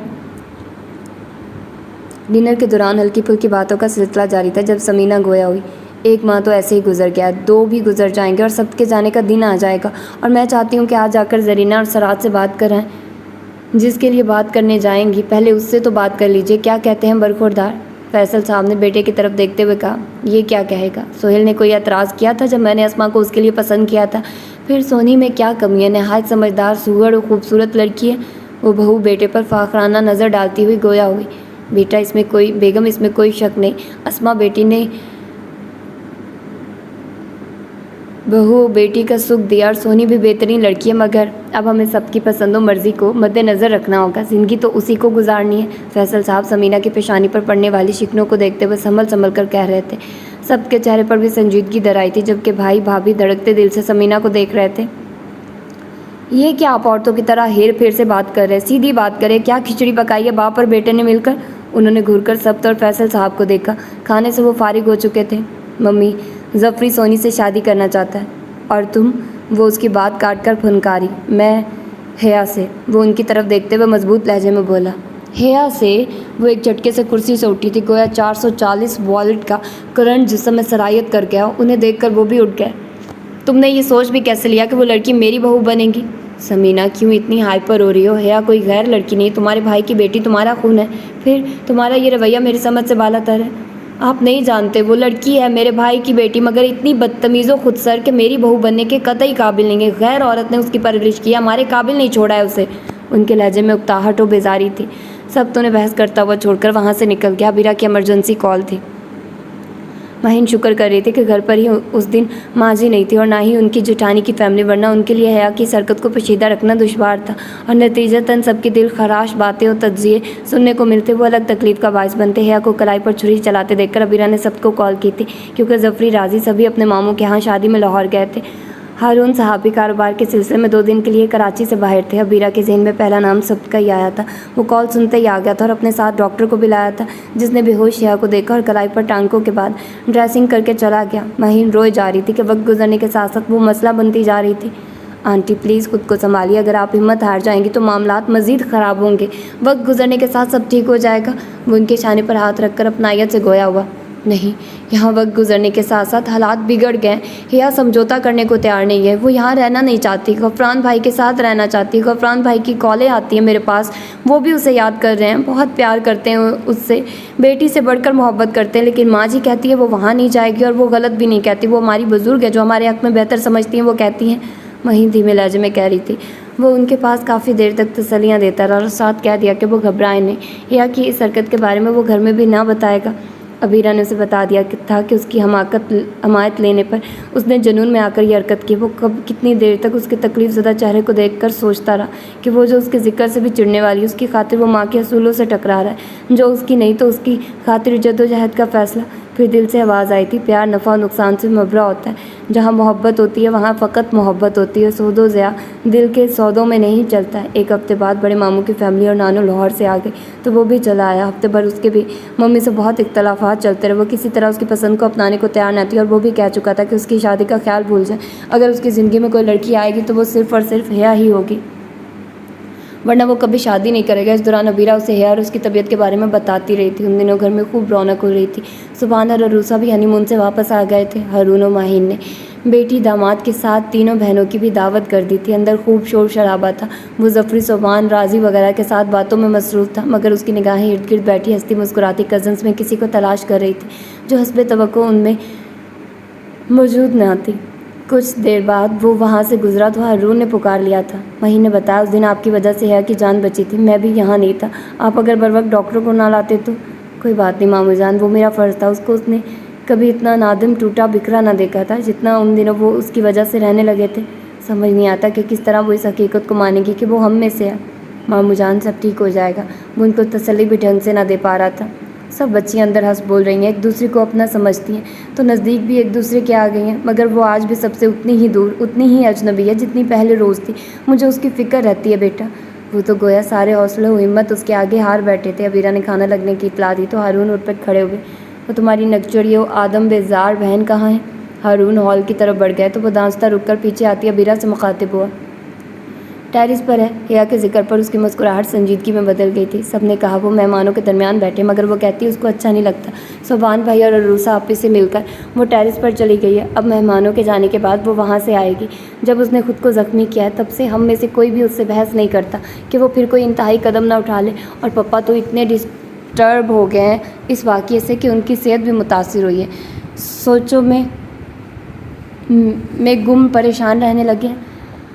मैं समझाने की कोशिश करता हूँ उसको। मामू जान बहुत टेंस है। अरे आप उसके पास जाइएगा भी नहीं, उसने घबरा कर कहा। जानता हूँ वो मुझे नापसंद करती है, आपको ही क्या, वो यहाँ किसी को पसंद नहीं करती और आपसे ज़्यादा इसलिए चिढ़ने लगती है कि आपने मजाक किया शोफर बन के उसके साथ। वो खिलखिलाकर हंसते हुए बोली। तैयार ने पुकारा तो वो वहाँ चली गई थी। वो टेरिस पर चला आया। खुशगवार हवा के झोंके वहाँ आ रहे थे। वो वहाँ चेयर पर सोचों में गुम बैठी थी। जूतों की आवाज़ और तेज़ परफ्यूम की महक पर उसने निगाह उठाई। अस्सलाम वालेकुम। उसको अपनी जानिब देखता पाकर वो बोला। जवाबन वो अनजान बन गई। कैसी हो? वो उसके मुकाबले कुर्सी रख कर बैठते हुए बोला। आप यहाँ क्यों आए हैं? जाइए यहाँ से। क्यों जाऊँ? ये टेरिस आपके नाम अलाउड तो नहीं है। फिर मैं क्यों जाऊँ? आप जाते हैं यहाँ से या सबको बुलाऊँ शोर मचाकर? उसको ढिठाई से वहीं बराजमान देखकर वो तेज़ लहजे में बोली। शौक से चीखो चिल्लाओ मैं कह दूंगा तुम यहाँ टेरिस से छलांग लगा रही थी, मैंने रोका तो चिल्लाने लगी। वो संजीदगी से कह रहा था। आपकी बात पर सब यकीन कर लेंगे। उसका अंदाज़ इस्तज़ाइया था। क्यों नहीं, यकीन न करने की कोई वजह। वो भी उसके अंदाज़ में बोला। यकीन करने की वजह? इस बार उसके लहजे में उलझन थी। शुरू दिन से तुमने ऐसी हरकतें की है जिसमें दानिशमंदी और होशमंदी का कोई अमल दखल नहीं। जो लड़की खुद पर छुरी चला सकती है उससे हर बेवकूफ़ी की तवक्को की जा सकती है। मेरे झूठ को भी सब सच समझेंगे। मुझसे बकवास करने की ज़रूरत नहीं आपको। वो एक झटके से खड़ी हुई थी। सबने उसके शानों पर हाथ रखकर उसे झटके से दोबारा कुर्सी पर बिठा दिया था। उसकी जसारत पर बक्का बक्का रहेगी। आप ये मत समझना कि मैंने तुम्हें टच किया है। क्या बिगाड़ा मैंने आपका? परेशान करने आ जाते हैं। बिगड़े तेवर और संजीदगी लिए वो उस वक्त हिया पर हावी हो चुका था। यही पूछने आया हूँ मैं तुमसे। मामू और ममानी ने तुमसे मोहब्बत की अपने सब बच्चों से ज़्यादा, जिसके जवाब में तुम उनको परेशान कर रही हो। सब बच्चों से ज़्यादा प्यार करते हैं, तभी उन्होंने दुनिया में आते ही मुझे खुद से दूर कर दिया था। वो शख्स के आगे रोना नहीं चाहती थी, मगर बावजूद कोशिश के वो आंखों में उतरी नमी रोक ना सकी। जब दूर कर ही दिया था तो करीब लाने की क्या ज़रूरत थी? मुझे यहाँ किसी की मोहब्बत और प्यार की ज़रूरत नहीं है। मैं बाबा के पास जाना चाहती हूँ। आंसू मोतियों की मानिद उसके रुखसारों पर फिसल रहे थे। सब दम बखुद रह गया सा। खुदसर बदतमीज़ किसी की को खातिर में न लाने वाली लड़की का ये अनोखा रूप था, जिसमें वो तन्हा उदास व मुतफक्किर नज़र आई थी। अगर वो उन्हें दुख दे रही थी तो खुद भी सुखी ना थी। अपनों से दूरी उसे भी मुस्तरब किए हुए थी। उसका ये इस्तराब उसके मोहब्बत भरे दिल को बेचैन करने लगा। लो आंसू साफ कर लो। उसने महकता हुआ रुमाल उसकी तरफ बढ़ाया। अपना रवैया तब्दील करो, सबके साथ घुल मिल जाओ। जब अपनी मनमानी हो तो किसी की मानना भी पड़ती है। इस दुनिया में कुछ लो और कुछ दो का असूल चलता है। उसने सबके रुमाल को नज़र उठाकर भी ना देखा था। सबने रुमाल वापस जेब में रखते हुए रसानियत से समझाया। मुझे यहाँ नहीं रहना है बस। वो उसके करीब से निकलती चली गई और वो उसके सुनहरी बालों को देखता रह गया। समीना किसी तरह हिया को बहू बनाने को राज़ी ना थी। सबके इनकार और भरपूर कोशिश के बाद जफरी का प्रपोजल सोनी के लिए मंजूर किया गया। जफरी एक कामयाब बिजनेसमैन और बेहतरीन आदत व अतवार का खुशशक्ल नौजवान था। जरीना ने बाखुशी इस रिश्ते को कायम किया। फिर वो बेटी की तबीयत से भी नावाकिफ़ थी कि वो उसको पसंद करती थी। जफरी की मोहब्बत का भी उन्हें इदराक था, मगर वो इस अमर से वाकिफ़ थी कि समीना सोनी को सब के हवाले से अजीज़ रखती है और समीना ने माँ और बहनों से कब कोई बात छुपाई थी। अब भी वो अफसुर्दा व गमगीन उनके दरमियान बैठी थी। अगर जरीना या तहमीना चाहती तो बहन का गम गलत कर सकती थी, समझा सकती थी कि बहन और भाई की औलादों में क्या फ़र्क हो सकता है। सोनी ना सही हिया बहू बन सकती है। वो भाई की औलाद है, मगर वो उनमें से थी जो आपस में ही गठजोड़ रखती थी। भाइयों की बेटियाँ अपनी बहुएँ बनाई थी तो किसी खलूस के तहत नहीं, बल्कि इस गर्ज़ो लालच के साथ कि इस बहाने भाइयों भावज को ताबे रखा जाए। महके में उनकी आव भगत और इज़्ज़त और हुक्मरानी में कोई कब फ़र्क ना आए। फिर बेटे उनके इतने इख्तियार में थे कि भतीजियाँ बहुएँ बनकर भी उनकी मुट्ठी में रहती थी। अब यहाँ जो हिया से वो कतरा रही थी, तो एक तो वो आज़ाद व बेफ़िक्र माहौल में परवरिश पाने के बाद बाइस नडरो साफ गोथी और ना किसी के दबाव में आने वाली थी। उधर सब्त ख़ानदान के तमाम लड़कों से मुख्तलिफ था। दिल फरेब जाज़बे नज़र वजिया होने के अलावा हक गो बहादुर और अपनी मनमाने वाली हर धर्मी भी थी। वैसे तो वो हंसमुख खुशो शरीर था, मगर हिया को अपनाने की ज़िद पर अड़ गया था और यहीं से उसने साबित कर दिया था जिसको पाने के लिए वो बागी बन गया था, तो उसको पाकर वो बगावत करता चला गया था। वो जो हुक्मरानी करने की आदी थी, कोई और उन पर हुक्मरानी करे, ये सोच भी उनको बेचैनो बेसकून कर डालती थी। खुन्नी मीसनी ने न मालूम कैसा जादू किया है सब पर। वो किसी और की तरफ देखने को तैयार ही नहीं है। हसीन से हसीन लड़की दिखाई है, मगर वो सिर्फ उस एक का ही शेदा है। फैसल कहते हैं कि उसकी बात मान लो। सोहेल और अस्मा की भी यही मर्ज़ी है, मगर मैं कैसे मान लूँ? जिस लड़की ने मेरे घर आने से कबल ही मेरे फर्माबरदार बेटे को मुझसे बदजन कर दिया, घर आकर वो बिल्कुल ही जुदा करवा देगी। यही वहम, यही खौफ वो उनके आगे दोहराती रहती थी। आप ही जाकर सीधे सीधे भाभी को कहो अपनी हूर परी को संभालें। किसी तरह वो आपका चैन सुकून लूटे हुए है, सबको दीवाना बनाकर। असल मसला तो यही है भाभी, तो क्या उस फितना लड़की को भी सबके जज्बों की खबर नहीं है? वो अकेला ही उसके इश्क में परवाना बना हुआ है। हाय, ये क्या बात हुई भला? ज़रीना की बात पर तहमीना हैरान हुई।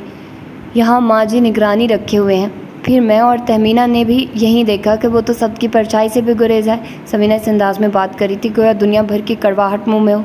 हाँ भाई, आप ही सोच समझ कर ही काम करना। यहाँ तो साफ लग रहा है ये गुलाम बनकर रह जाएगा उस लड़की का। उसकी तो कमाई भी डॉलरों की सूरत में। फैसल भाई और सोहेल की कमाइयाँ तो उसकी तनख्वाह का एक हिस्सा भी नहीं। दौलत व आसाइशात की उसके पास कोई कमी नहीं है। यही सोचा था भांजी ऐश करेगी, दिल ठंडा रहेगा, लेकिन सब जो कभी एक इशारे पर चलने वाला था वो ऐसी ज़िद करके बैठा है कि जो मानने को दिल तैयार नहीं है। और कहता है उसकी किस बात की खबर हारून या उसकी फैमिली को हुई तो उसी दिन यहाँ से चला जाएगा, वरना मैं यहाँ हशर मचा देती। माँ जी, अब आप हारून भाई से कहकर हिया को वापस गफरान भाई के पास क्यों नहीं छुड़वा देती? वो तो वैसे ही जाने के लिए मचलती रहती, इस तरह मामला ही हल हो जाएगा। तहमीना माँ से मुखातिब हुई जो बेड पर नीम दराज उनकी गुफ्तगू सुनती खामोशी से तस्बीह पढ़ती रही थी। ज़रीना की बात पर गोया हुई। ऐसा मुमकिन नहीं, अगर होता तो हिया को यहाँ लाने की ज़रूरत ना थी। क्यों? कोई तो वजह होगी। 20 साल रही है वो वहाँ पर। महरू ने मरने से कबल हारून से ये ख्वाहिश की थी कि उसके मरने के बाद हिया को वहाँ ना छोड़ा जाए।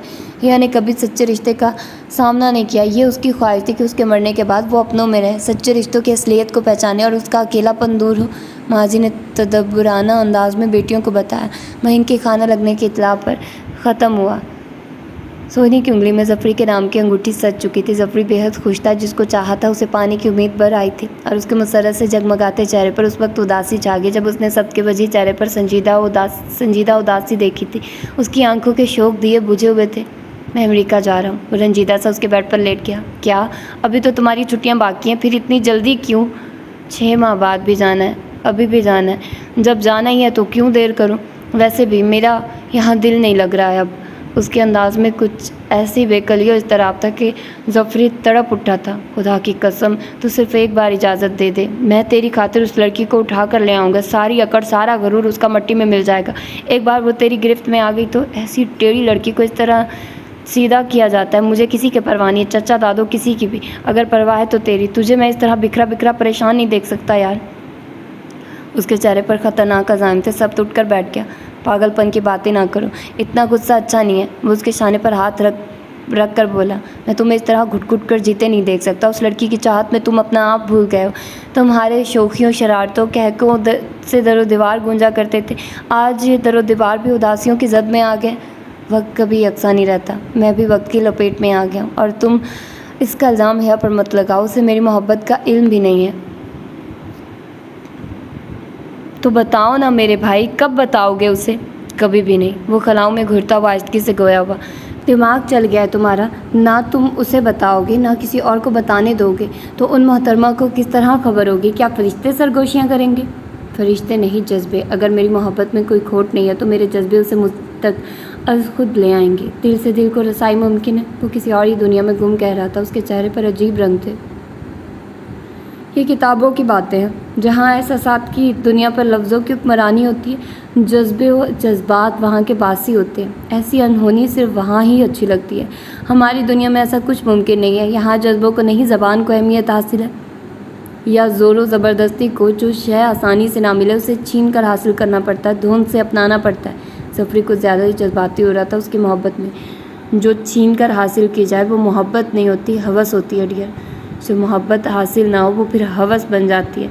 मोहब्बत कभी हवस नहीं बन सकती। मोहब्बत बका है, जाउदा है, हवस फना है, लम्हों के बाद मिट जाती है। मोहब्बत हवस हो तो लैला मजनू, शेरी फरहाद, हीर रांझा, सस्सी पुन्नू के साथ ही सदियों कबल फना हो चुकी होती।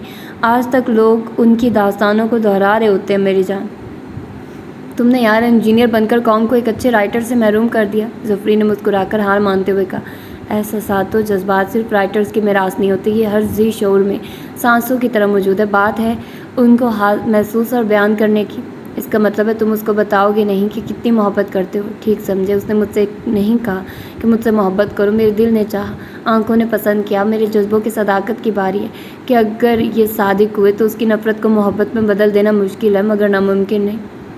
वाह भाई, खूब सिला दे रहे हो मेरी मोहब्बत का। एक लड़की की खातिर हम सबको छोड़ रहे हो। उस 2 दिन की मोहब्बत ने हमारी सालों की मोहब्बत पर मट्टी डाल दी और इतनी अजीज़ हो गई और हम बिल्कुल गैर बन गए। मम्मी क्यों आप इस तरह कर रही हैं? मुझे आप आज भी उतनी ही अजीज़ और प्यारी हैं जितनी पहले थी। आप मेरी माँ हैं, मेरी जन्नत है। आपकी जगह कोई नहीं ले सकता, आप मेरी रूह का हिस्सा है। उसने गुस्से से मुंह फुलाया, माँ को बड़ी अकीदत और प्यार से बाजुओं के घेरे में लिया। वो जब भी लाड़ के मूड में होता इस तरह उनसे लिपटता। अगर इतनी ही मोहब्बत है मुझसे तो हया का ख्याल दिल से निकाल क्यों नहीं देते? सोनी शायद तुम्हारे नसीब में ना थी मगर याद रखो शादी तुम्हें उससे से करनी होगी जो मेरी पसंद की हुई लड़की होगी। उनके अंदाज में ज़िद्दीपन था। ना आपकी पसंद और ना मेरी ख्वाहिश। मैं शादी नहीं करूँगा मम्मी। वो शाइस्तगी से मगर हर धर्म अंदाज में क्या उठा। तुम अपनी ज़िद पर अड़े हुए हो। शादी होगी तो सिर्फ उस कलमोई से, वरना किसी से नहीं। जब तुमने मेरे ख्वाब मट्टी में मिला दिया तो मैं क्यों तुम्हारी मानूंगी? क्या हो गया बेगम, हर वक्त तुम घर में चीखती चिल्लाती रहती हो? फैसल साहब वहाँ आकर बोले। समीना गुस्से से चीख रही थी, सब गर्दन झुकाए खड़ा था। जा रहा है आपका लाडला वापस उस लड़की की वजह से? अच्छा, सब तैयार किया, हया को भी साथ ले जा रहे हो? यक न शुद्ध दो शुद्ध। ये आपकी शह का ही नतीजा है जो इस लड़की के शहर में गिरफ्तार हो गया। इसे समझाने के बजाय उल्टी पट्टी पढ़ा रहे हैं। बाप की बात ने उसके चेहरे पर खूबसूरत रंग बिखेर दिया था जबकि समीना मारे गुस्से के बुरी तरह तपकर गोया हुई थी। तुम बच्चों की तरह जिद कर रहे हो दोनों, वरना हकीकत तो ये है कि बेटे की पसंद पर मुझे फ़ख्र है। हया को हमारी ही बहू बनना चाहिए। वो खुशदिली से गोया हुई। लड़की की सिर्फ खूबसूरती नहीं देखी जाती, आदत, मिजाज, सुगड़पन भी देखा जाता। वो जितनी हसीना उतनी ही बदतमीज़, बदइखलाक और फोड़ है। जब वो आपके साय में आएगी तो सारी खूबियाँ उसमें आ जाएंगी। हरगिज़ नहीं, उसको सीधे करने वाले टेढ़े हो जाएंगे। माँ बाप को बहस में उलझा छोड़कर वो कार लेकर निकल गया। क्या शायद थी ये मोहब्बत भी?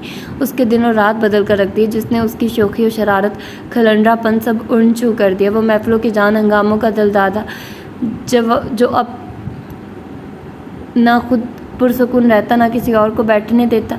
इस रोगे मोहब्बत में कुछ इस तरह शिद्दत से मुब्तला हुआ कि अपनी बदलती कैफियत पर खुद भी हैरान रह गया। फिर सच्चे चाहने वाले की तरह उसने भी चाहा कि शरीफाना तरीके से वालिदैन के ज़रिए प्रपोज़ल भेजकर उसे हासिल किया जाए कि बिला वजह जज्बे आया करना, मोहब्बत को आलूदा करना। इस तरह चाहत में ताजगी नहीं रहती। मोहब्बत तो उस फूल की मानिद है जिसकी महक कबल इस वक्त मुयस्सर आ जाए तो फिर फूल अपनी दिलकशी और लताफत खो बैठता है। पप्पा ने उसकी चाहत को सराहा, उसका साथ देने का वादा किया। भाई भाभी भी उसके साथ थे मगर माँ के आगे वो मात खा गया था। वो मानने को तैयार न थी और अजीब बात यह थी कि मम्मी की खफगी और बेजारी जितनी बढ़ रही थी, है अपनी हसीन आंखें और उदास चेहरा लिए उसकी रगों पैर में बसती जा रही थी किसी आसेब की माने। वो उसकी सोचों से चिमट गई थी। वो उसके मामलों में बेख्तियार सा होता जा रहा था कि घर से कहीं जाने के लिए निकलता तो कार को हारून मामू के गेट पर रोकने के बाद उसे ख्याल आता कि वो तो कहीं और जा रहा था, यहाँ कैसे आ गया। वहाँ जाकर भी उसकी मतलाशी नज़रें उसी को ढूंढती थी, जो कभी नज़र आती कभी नहीं। अपने मखसूस बेपरवाह बेनियाज अंदाज में उसके साथ उसका वही सर्द मुहर रवैया था। अगर वो उसकी मोहब्बत में बदल ना गया होता तो उसके उस कठोरपन पर मुड़कर भी ना देखता। मगर क्या कहने, इस जज्बा इश्क ने उसे कुछ खुद गर्ज बना डाला था। जब वो उसकी नफ़रत व बेअतनाई को नहीं, अपनी मोहब्बत और उल्फत को मद्देनज़र रखता था और उसके दिल का राज और नज़रों की चोरी अबीरा से मख्फी न रह सकी थी। वो उस वादे पर उसकी हमराज बन गई थी कि किसी को भी कुछ नहीं बताएगी, हिया को भी नहीं।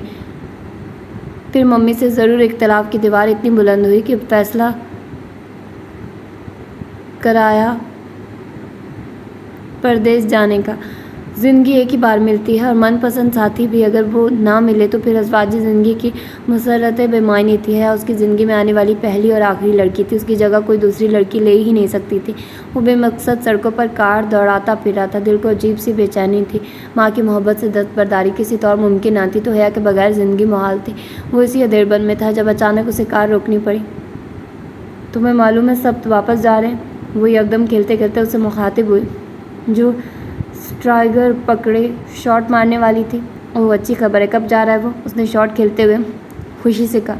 तुम कितनी बदतमीज़ी से बात कर रही हो उसके मुतालिक। जो जिस लेवल का होता है मैं उससे उसी की तरह बात करती हूँ और मेरे नज़दीक उसकी कोई हैसियत नहीं। वो घटिया आदमी है। या प्लीज़ यूँ हर वक्त उनके ख़िलाफ़ बोलती हो वो तुम्हें कितना, तुम क्यों हर वक्त हमायत लेती हो उनकी? मेरा मशवरा, राजी को उसकी मंगनी की अंगूठी वापस करो और सबसे बकवास ना करो। या वो मेरे भाई हैं, वो उसकी बात किता करके चीखी।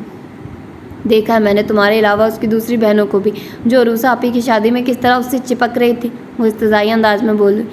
हज़ारों लड़कियां मरती हैं उन पर, मगर वो किसी को लिफ्ट नहीं कराते। उनका दिल आया भी है तो किस पत्थर पर जिससे टकराकर सर को लहूलुहान किया जा सकता है, मगर दिल नहीं लगाया जा सकता है। जाकर उस पत्थर को सुनाओ, मुझे क्या सुना रही हो? मेरी यहाँ कोई हैसियत नहीं है। उसने गुस्से से तमाम गोटी उछाल दी और उठ खड़ी हुई। रिश्तों का एहतराम करना सीखो, वरना सबसे पीछे रह जाओगे। तुमने कितनी गलत बात कही है। सप्त भाई के हवाले से रिश्तों की अपनी अहमियत और एहतराम होता है। जिस तरह मम्मा और पापा की हमारी ज़िंदगी में अहमियत है, उसी तरह तमाम रिश्तों की होती है। इस तरह राज़ी की जगह सप्त भाई नहीं ले सकते, और सप्त भाई राज़ी की कि राज़ी से दिल का ताल्लुक है, और सप्त भाई से एहतराम और इज़्ज़त का। मुझे रिश्तों के जाल में मत फंसाओ, मुझे इनकी ज़रूरत नहीं।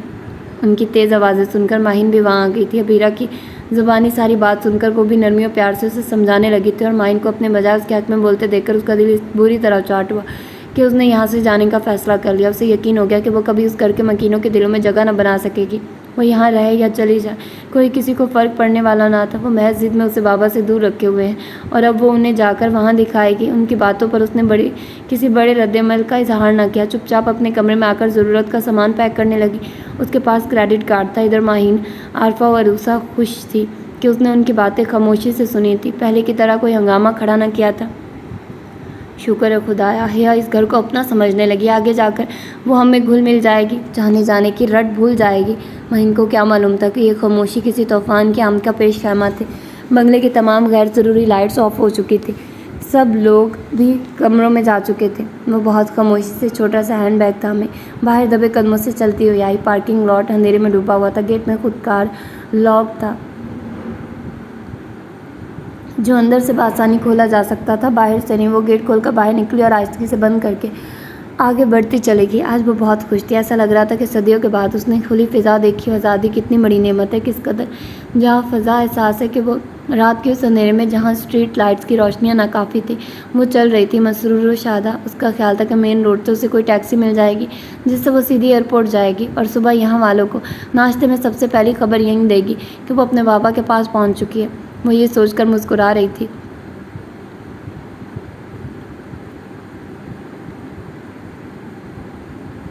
कि एक कार सड़क से गुजरी, फिर रिवर्स होकर उसके करीब आकर रुकी थी। उसने देखा तो सांस ऊपर की ऊपर और नीचे की नीचे रह गई। सबने गहरी निगाह उसके बदहवास चेहरे और फिर हाथ में पकड़े बैग पर डाली और दरवाज़ा खोलकर बाहर निकल आया। यानी ये मेरी नज़र का धोखा नहीं, हकीकत तुम ही हो। उसने दाएं हाथ उसके चेहरे पर फेरते हुए इस लहजे में कहा कि वो जो पहले ही खौफ का शिकार थी, कुछ कह ही ना सकी। फटी फटी नज़रों से उसे देखेगी। कहाँ के इरादे हैं? उसने उसके हाथ से बैग लेना चाहा तो एकदम ही गोया उसके अंदर कमज़ोर पड़ने वाली है अपने हरदरम रूप में बेदार हो गई। आप मुझे नहीं रोक सकते, मैं एयरपोर्ट जा रही हूँ, शारजा जाने के लिए, बिना इजाज़त, बगैर इतला, यानी घर से भाग कर जा रही हो। बकवास बंद करो मेरी। सबने एक ज़ोरदार थप्पड़ उसके चेहरे पर लगाया। उसकी बात पूरी ना हो सकी थी। बैग उठाकर पिछली सीट पर फेंका और बाजू से पकड़कर घसीटता हुआ उसे अगली सीट पर धकेला। ड्राइविंग सीट संभाली। उसका चेहरा इस वक्त गुस्से से सुर्ख हो रहा था। आंखों में गोया खून उतरा हुआ था। हर दम हंसते मुस्कुराते सबका ये जुनूनी और वैशी रूप उसे सहमा गया था। उस दिन वो उसके आंसू देखकर नरम पड़ गया था। थप्पड़ मारकर उसे मलाल तक ना था। वो जो कभी प्यार से ना समझी थी, मार से डर गई थी। बेवकूफ़ हो तुम, ये मैं जानता था, मगर इस हद तक खुद सर हो ये मालूम ना था। ये शायद नानों की दुआओं का असर है या मामू ममानी की नेकियों का इनाम कि तुम इस वक्त गलत हाथों के लोगों के हाथों से महफूज रही हो, वरना तुम जैसी खुदसर कोहड़ मग्ज़ लड़कियों का वो हशर किया जाता है कि उनकी रूह भी जिस्मों में नज़रें चुराती फिरती है। तुमने जुर्रत कैसे की घर से कदम बाहर निकालने की? उसके रुखसार पर सबकी उंगलियों के निशान उभर आए थे, जिनमें शदीद तरीन जलन हो रही थी। वो रुखसार पर हाथ रख के बेआवाज़ रो रही थी। उसकी तमाम अकड़, सारी खुदसरी सिर्फ एक थप्पड़ में हवा हो गई थी। वो सारे रास्ते उसे बातें सुनाता आया था। उसका गुस्सा वहशत कम ही न होकर दे रही थी। जफरी को कॉल की थी। वो गेट बाकी ये खड़ा था, हैरान और परेशान सा। कार से निकलकर उसने उसे वहशी अंदाज में घसीटा और कमरे में लाकर बेड पर धकेल दिया। उसका गुस्सा और जुनून कम होने के बजाय बढ़ रहा था। अगर अब तुमने कोई गड़बड़ करने की कोशिश की तो अंजाम की खुद जिम्मेदार होगी, वो गुस्से से कहता हुआ दरवाज़ा लॉक करके चला गया। वो खासी देर तक गुमगो की हालत में बैठी सोचती रही कि उसके साथ क्या हुआ है। क्या वो सचमुच उस शख्स से डर गई है जिससे उसे चिढ़ थी। अभी वो सोच रही थी कि जब उसने बाहर से किसी के बोलने की आवाज़ें सुनी, खिड़की का ज़रा सा पर्दा हटाकर देखा तो दम बखुद रह गई। बाहर अंकल खड़े थे, उनके करीबी चेहरे पर ढेरों संजीदगी लिए सब था। उसके तेवर बता रहे थे, वो उनको उसका कारनामा बता चुका है। अंकल का चेहरा धुआं धुआं था। माँ उन आंखों से आंसू बहने लगे। उन्होंने हाथ जोड़ते हुए भीख मांगने वाले अंदाज में कहा, तुमने मेरी इज्जत बचाई है, बहुत बड़ा एहसान किया मुझ पर। मामू जान ये क्या कह रहे हैं आप? सबने फ़ौरन तेज़ी से उनके जुड़े हुए हाथ अलहदा किए। वो रोते हुए उससे लिपट कर कहने लगे, एक एहसान और कर दो मुझ पर, हया से शादी कर लो। वो जो उनको रोते हुए देखकर अपने रवैये की माफ़ी मांगने जा रही थी, उनकी इल्तिजा पर ठटक गई। क्या कह रहे थे वो? ना समझ है, कम उम्र है, तुम उसे अपना लोगे तो मैं सुकून से मर सकूंगा। इतनी अर्जा थी वो, इतनी बेवकूफ़ तो बेतौकीर कि वो उसके जीते जागते वजूद को किसी नाकारा ऐबदार शय की तरह उसे सौंप रहे थे। वो ज़मीन पर बैठती चली गई, टूटी बेजान शाख की मानित। उसने उनकी भीख, उनकी इल्तिजा कबूल की या नहीं वो जान ही न सकी। चकराते सर को पकड़े वहीं ढेर हो गई थी। उसने रात की तारीकी में घर में कदम निकाला था। बिलाशुबा उसका मकसद वो न था जो अमूमन इस तरह घर छोड़कर जाने वाली लड़कियों का होता है, लेकिन ये बात इसलिए चंद लोगों के अलावा सबसे पोशीदा रखी गई कि बेखबरी में उठाया गया उसका ये कदम सारी ज़िंदगी के लिए ताने और तज़हीक का बायस बन जाता। कि हकीकत से नाबल लोग अपनी अपनी ज़हनी इस्तात के बायस झूठ सच का रंग देते हैं। हारून सफरी माजी, एहसान, फैसल साहब के अलावा महीन वाकिफ़ थी। उन सब की मुतफ़क्का राय यही थी कि जल्द से जल्द शादी करके उसे सबके संग अमेरिका ही रवाना कर दिया जाए। इतनी बड़ी हरकत ने उन सब का एतमाद इस पर से बिल्कुल ही ख़त्म कर दिया था। माँ जी जो हमेशा बेटियों की तरफदारी करती आई थी, उनकी जायज़ व नाजायज़ मानती आई थी, इस बार वो दरख्त बन गई थी जिसकी छाँव सबके लिए यकसा होती है। दूसरे दिन तीनों बेटियाँ उनके पास मौजूद थी। समीना जो पहले ही ज़हनी दबाव का शिकार थी, माँ के मुँह से इस रिश्ते की हमायत सुनकर सख्ते की कैफियत में रह गई थी। हाजी आप क्या कह रही हैं कि हिया को आपकी बहू बनाना होगा? जानती है ना वो लड़की आपी को बिल्कुल पसंद नहीं है। तमीना ने कदरे खफकी से कहा, क्या खराबी उसमें? हसीन, कमगो, अपने काम से काम रखने वाली लड़की। कितनी ज़बान दराज़ो बद मिजाज है वो। छोटे बड़े का अदबो लिहाज नहीं है उसे। जब तुम मेरी बहन की बहू बनकर गई थी तो ये सारी खामियां तुम में भी थी। अल्लाह बख्शे मेरी बहन को जो कभी हरफ़े शिकायत ज़बान पर लाई हो। माँ जी तेवरी चढ़ाकर समीना से मुखातिब हुई थी। मैंने कभी मौका दिया होता तो शिकायत करती खाला जान। मरते दम तक सास ससुर की ऐसी खिदमत की थी कि दुआएं देते न थकते थे। खाला खालो, तुम्हारा क्या ख्याल है? या तुम्हारे साथ बुरा सलूक करेगी? वो तुम्हारा खून, और बुरा ना मानो तो साफ बात यह है कि वो आदतों मिजाज में हूँ बहू तुम्हारी कॉपी है। माँ जी आप कुछ भी कह लें, मैं उस लड़की को बहू बनाने वाली नहीं हूँ। समीना भी अनापरस्ती और हठधर्मी का पक्का सबूत दे रही थी। हाँ मालूम, कैसी बहनें हो तुम जिन्हें भाई की परेशानियों दुख का एहसास नहीं है। अरे जब से वो लड़की यहाँ आई है मेरा बच्चा सुकून की नींद सोना भूल चुका है। वो लड़की नित नई हरकतें करती रहती है। अगर कभी उसकी जान पर भी बन गई तो याद रखना उसका खून तुम तीनों की गर्दनों पर होगा। वो पान की गलोरी मुंह में रखते हुए हतमी अंदाज में गोया हुई थी और माँ की साफ गोई पर तीनों एक दूसरे को देखती रह गई थी। माँ जी हमने ऐसा क्या किया जो आप हमें कातिल बना रही हैं? किसी के खिलाफ काम तो बहुत भरना जानती हो, मगर बहन को समझा नहीं सकती कि इस रिश्ते में भाई और माँ के अलावा सब की भी ख्वाहिश शामिल है।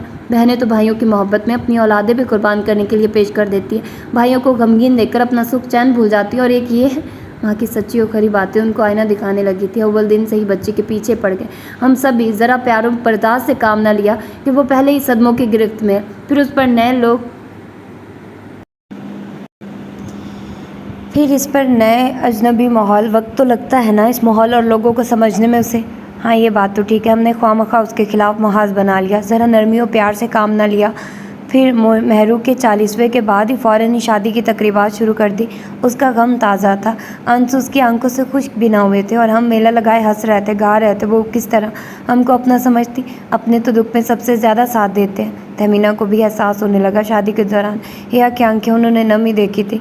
आप ही मान जाओ, सोनी और हिया में कोई फ़र्क नहीं है, बल्कि आपका रवैया उससे बेहतरीन रहा तो वो सोनी से बढ़कर आपकी खिदमत और इज़्ज़त करेगी।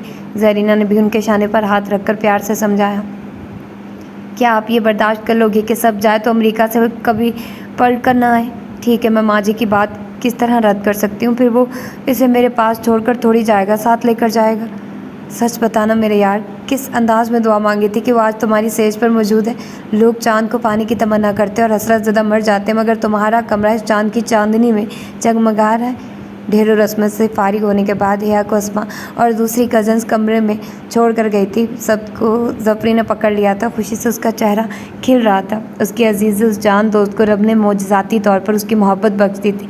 उसकी मुस्कुराती निगाहें और लब उसके लिए तमानियत का बायस थे। मैं खुद अभी ख्वाहिशों के घोड़े पर सवार ख्वाबों के जंगल में भटक रहा हूँ। डर लग रहा है, आँख खुलेगी तो खुद को उसी सपनों की दुनिया में पाऊँगा। उसके वजीह चेहरे पर मुसरत व इम्तसाद के साथ बेयकीनी और बेअतबारी भी थी। उसे यकीन न था अभी तक कि जिसकी तमन्ना की थी वो उसकी दस्तरस में थी। उसे देखा, चाहा और पा लिया। क्या ये इतना ही सहल था?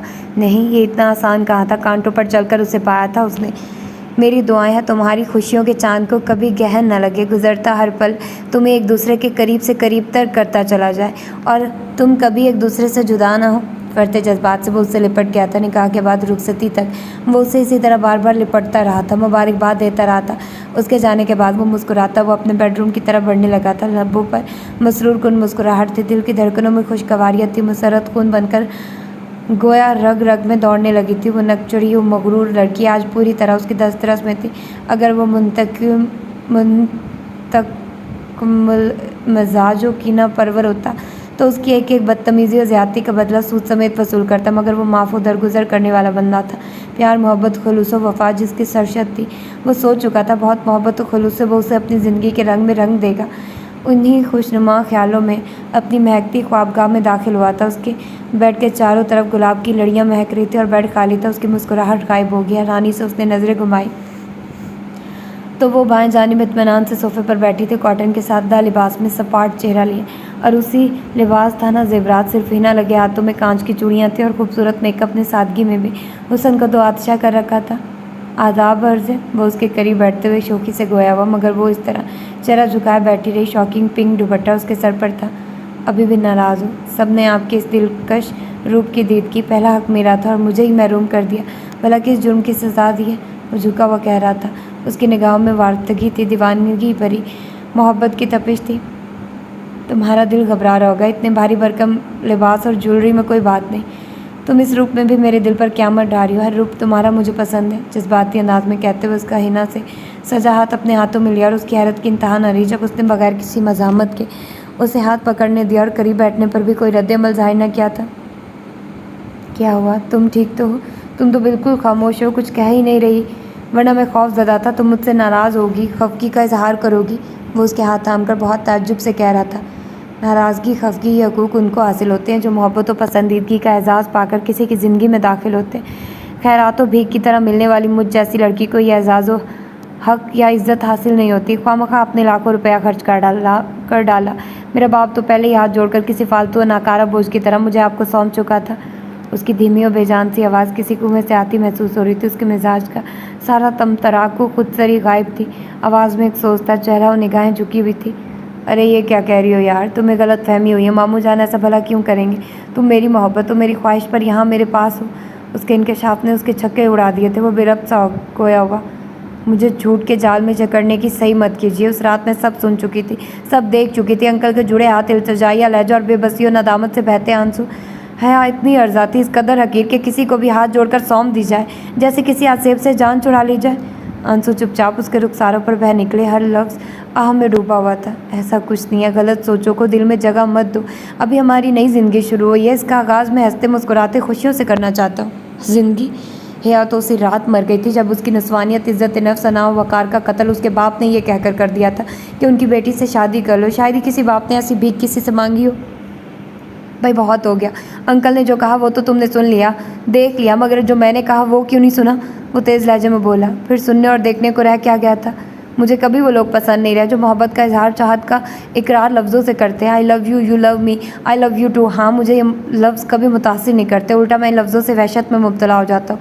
मेरे नज़दीक मोहब्बत खुशबू की तरह एहसासात को महका देने वाली नादीदा शय जो नज़र नहीं आती मगर कोई उसकी मौजूदगी से इनकार नहीं कर सकता। मोहब्बत बारिश के पानी के उन कतरों की तरह है जो धरती की कोख में जज़ब होकर उसे सरसब्ज शादाब कर देती है। मोहब्बत किसी जंगल में बहने वाली खामोश नदी की तरह है। चांदनी, हवा, बादल, फूल, खुशबू, बारिश, इन सब में मोहब्बत मुजस्सम होती है। वो जिस पर दिलो जान निछावर करने को बेताब था, वो उस पर से किस कदर बदगुमान थी।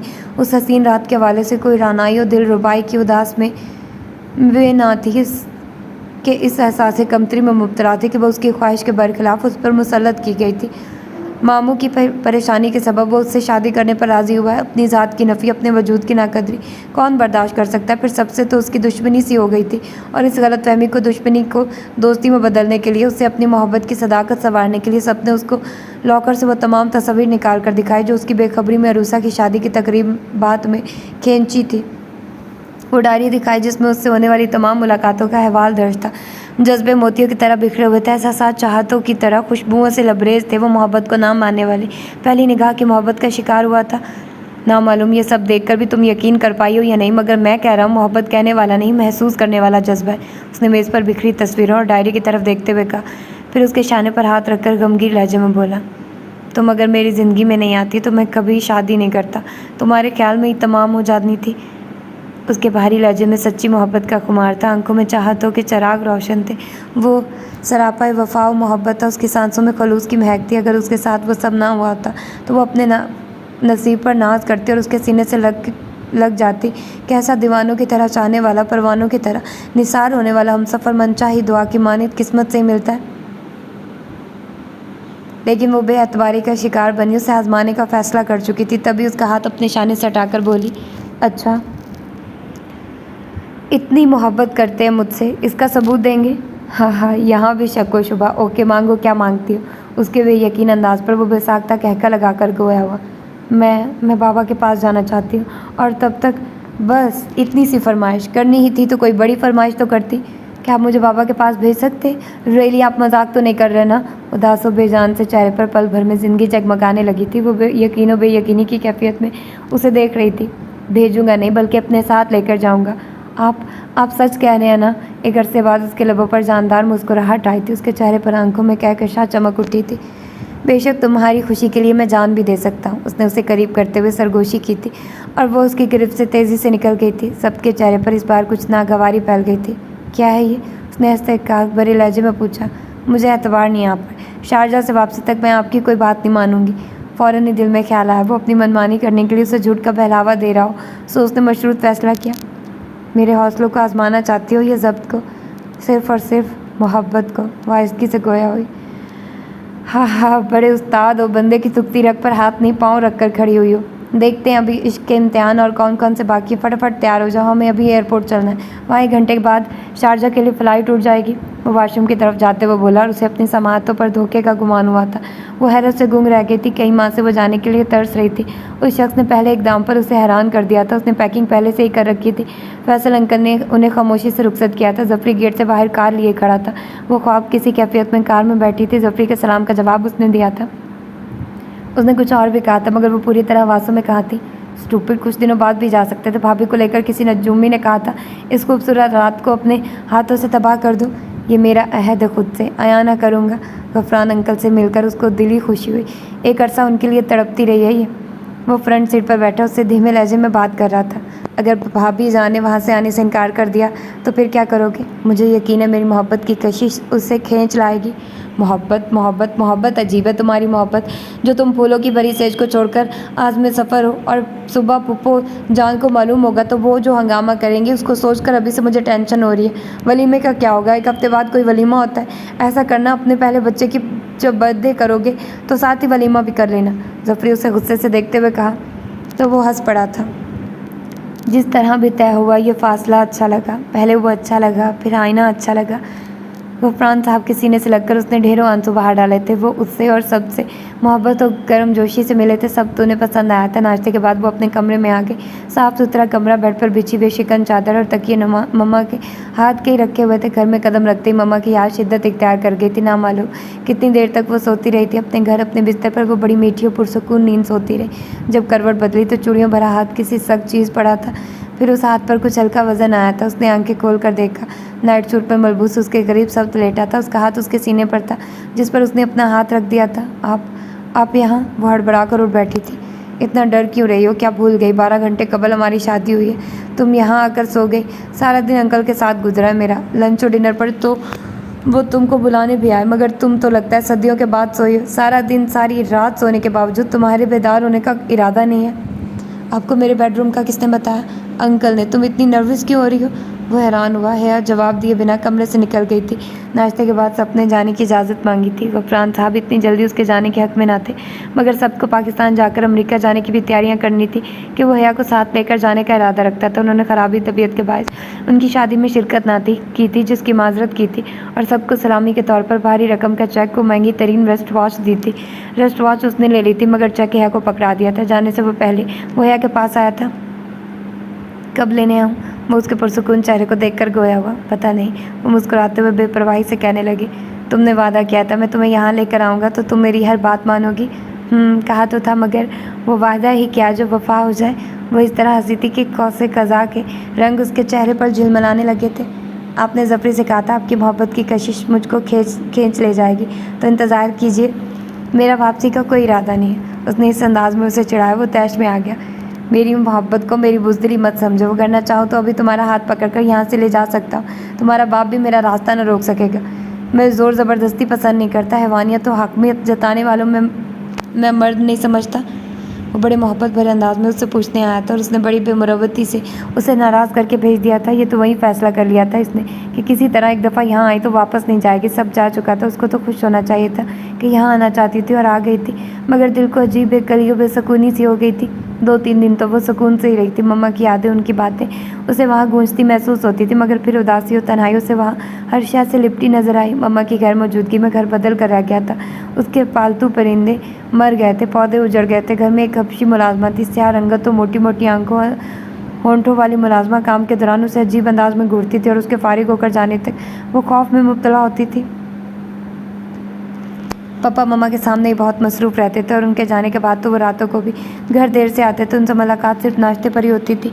वो इस तन्हाई में अब उन सब लोगों को याद करने लगी थी। महीना आंटी, हारून अंकल, अरूसा, आरफा, अबीरा, दादू और बहुत से लोग जिनको उसने कभी अपना न समझा, जिन्होंने उसकी खातिर उसकी हर बदतमीज़ी, ज़्यादती हंसकर मुस्कुराकर बर्दाश्त की। अजीब फितरत है इंसान की भी।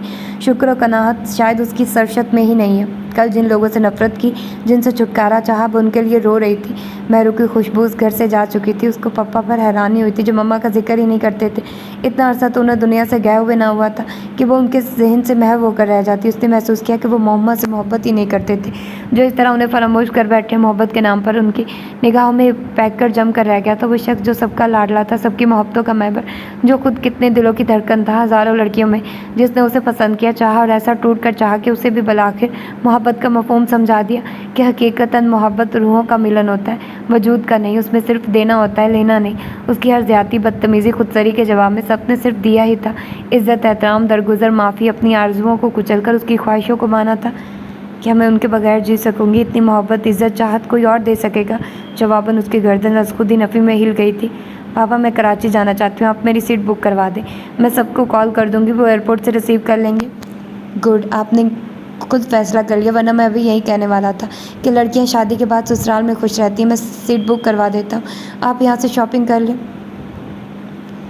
और एक बात और आपको बतानी है। नाश्ते के टेबल पर थे जब वो मोहतात अंदाज में बोले, मैंने महरू की ज़िंदगी में ही दूसरी शादी कर ली थी। महरू से इसलिए छुपाया कि उसकी दिल आज़ारी ना हो, और अब आपसे भी हरीम को इसलिए नहीं मिलवाया कि दिल में क्षण से कुछ टूटा था, यानी मम्मा की खुशबू इसलिए यहाँ से गायब हुई थी। अच्छा किया बाबा आपने, आपका भी तो कोई ख्याल रखने वाला होना चाहिए। तन्हाई इंसान को नीम पागल कर देती है, उसने ईमानदारी से कहा था। शुक्रिया मेरी बेटी, आपने मुझे खुश कर दिया, वरना मैं परेशान था। आपके वलीमे पर मैं और हरीम आएंगे पाकिस्तान। वो उसकी पेशानी चुमकर बोले तो वह नम आंखों से शर्मा गई। एयरपोर्ट पर वो उसका मुंतज़िर था। वो खूबसूरत लिबास और खुशबू में बसा वहाँ सब में नुमायाँ था। कहीं रश कमीज़ नज़रों उस पर मरकूज़ थी और उसकी नज़रें चेकिंग रूम से आती है पर थी। रेड सूट पर ब्लैक मोतियों सितारों का काम था, मैचिंग ज्वेलरी, लाइट मेकअप और गोल्डन बिखरे बालों में वो हुस्न का शाहकार लग रही थी। सब स्पेशल कार्ड होने के बायस लाउंज में चला गया था। हया की निगाह उस पर पड़ी तो लम्हे भर को वो झिझक कर रुकी, मगर दूसरे लम्हे वो भागकर उसके सीने से लग गए। सबने बहुत नरमी से उसे अलहदा किया। क्या हुआ? या उसकी संजीदा सूरत देखकर घबरा कर बोली, कुछ नहीं हुआ। अगर तुम ना आती तो फिर कुछ हो जाता। वो उसको गहरी निगाहों से देखते हुए बोला, क्या हो जाता? मालूम भी तो हो, मैं पागल हो जाता। क्या सहरा में लैला लैला पुकारा करता था। मैं कराची की सड़कों गलियों में हया हया पुकारता फिरता। क्या वाकई आप मेरे लिए पागल हो जाते? वो हैरत से बोली, बिल्कुल 100%। इसमें हैरान होने की क्या बात है? इतनी मोहब्बत करते हैं मुझसे। वो एयरपोर्ट से बाहर निकल आए। ये भी कोई पूछने की बात है? वो सामान डग्गी में रखते हुए बोला, हाँ ये पूछने की बात पे है और कहने की बात भी है। गोया मैं तुमसे कहूँ कि मैं तुमसे मोहब्बत करता हूँ, तुमसे इश्क है मुझे। वो कार में आ बैठे थे, अभी सुबह नहीं हुई थी। ढलती रात के सुरमई अंधेरे ने माहौल को गिरफ्त में ले रखा था। हल्की हल्की शबनम गिर रही थी। हाँ कहिए ना, ये सुनना अच्छा लगता है। और कहना, उसने शौकी से मुस्कुराते हुए छेड़ा। कहने से ज़्यादा सुनना अच्छा लगता है, वो है से निगाह झुकाकर बोली। मोहब्बत सुनने के लिए नहीं, महसूस करने के लिए होती है स्वीट हार्ट। वो सरशार लहजे में कार स्टार्ट करता हुआ बोला। मोहब्बत किस तरह महसूस की जा सकती है जब तक लफ्ज़ों से इजहार ना हो। ये मोहब्बत ही तो है जो तुम्हें वहाँ से यहाँ तक लाई, और ये मोहब्बत ही तो है जो तुम चंद घंटों की दुल्हन होने के बावजूद अपने शौहर से पटर पटर मोहब्बत पर बहस कर रही हो, क्योंकि तुम खुद मोहब्बत हो। उसकी बात पर वो बुरी तरह झिम गई थी और सपने ज़ोरदार कहका लगाया। तो ये था आज का नावल। होपफुली कि आप लोगों को पसंद आया होगा। और पता नहीं मुझे क्यों लगता है कि ये मैंने ऑलरेडी पढ़ लिया है अपने चैनल पर, लेकिन खैर यार ऐसा हो जाता है समटाइम। मैं भी कोई वो नहीं कहती, मुझे नहीं याद रहता कि मैंने ये पहले नावल पढ़ लिया नहीं पढ़ लिया। तो मुझे वैसे ये लग रहा था कि अब ऑफ कोर्स मैं 2011, 12, 13 ये काफ़ी साल जो है ना, ये मैंने इनमें नावल्स तो पढ़े हैं, डाइजेस्ट मैंने खुद पढ़े थे। तो वो मुझे अब याद नहीं आता कि वो जो मैंने नावल्स पढ़े थे तब वाले ही पढ़े हैं, या क्योंकि बहुत सारी स्टोरीज़ मैं ऑलरेडी इन सालों में पढ़ चुकी थी ना, तो अब वो दोबारा पढ़ती हूँ तो वो मुझे पता होता है कि अच्छा ये मैंने फ़लाँ साल में पढ़ी है। लेकिन अब ये है कि मुझे ये याद नहीं रहता कि मैंने चैनल पर पढ़ी है या नहीं पढ़ी। तो आप लोग अपना फीडबैक दीजिएगा, और मुझे पता है कि आप में से बहुत सारे लोग कहेंगे आप ही या आपने पढ़ी है पहले तो कोई नहीं, आप लोग माला नावल सुनिएगा और अपना फीडबैक ज़रूर दीजिएगा। वो मैंने स्टार्ट कर दिया है, प्लेलिस्ट में आपको मिल जाएगा। तो अपना ढेर सारा ख्याल रखिएगा। अल्लाह हाफिज़।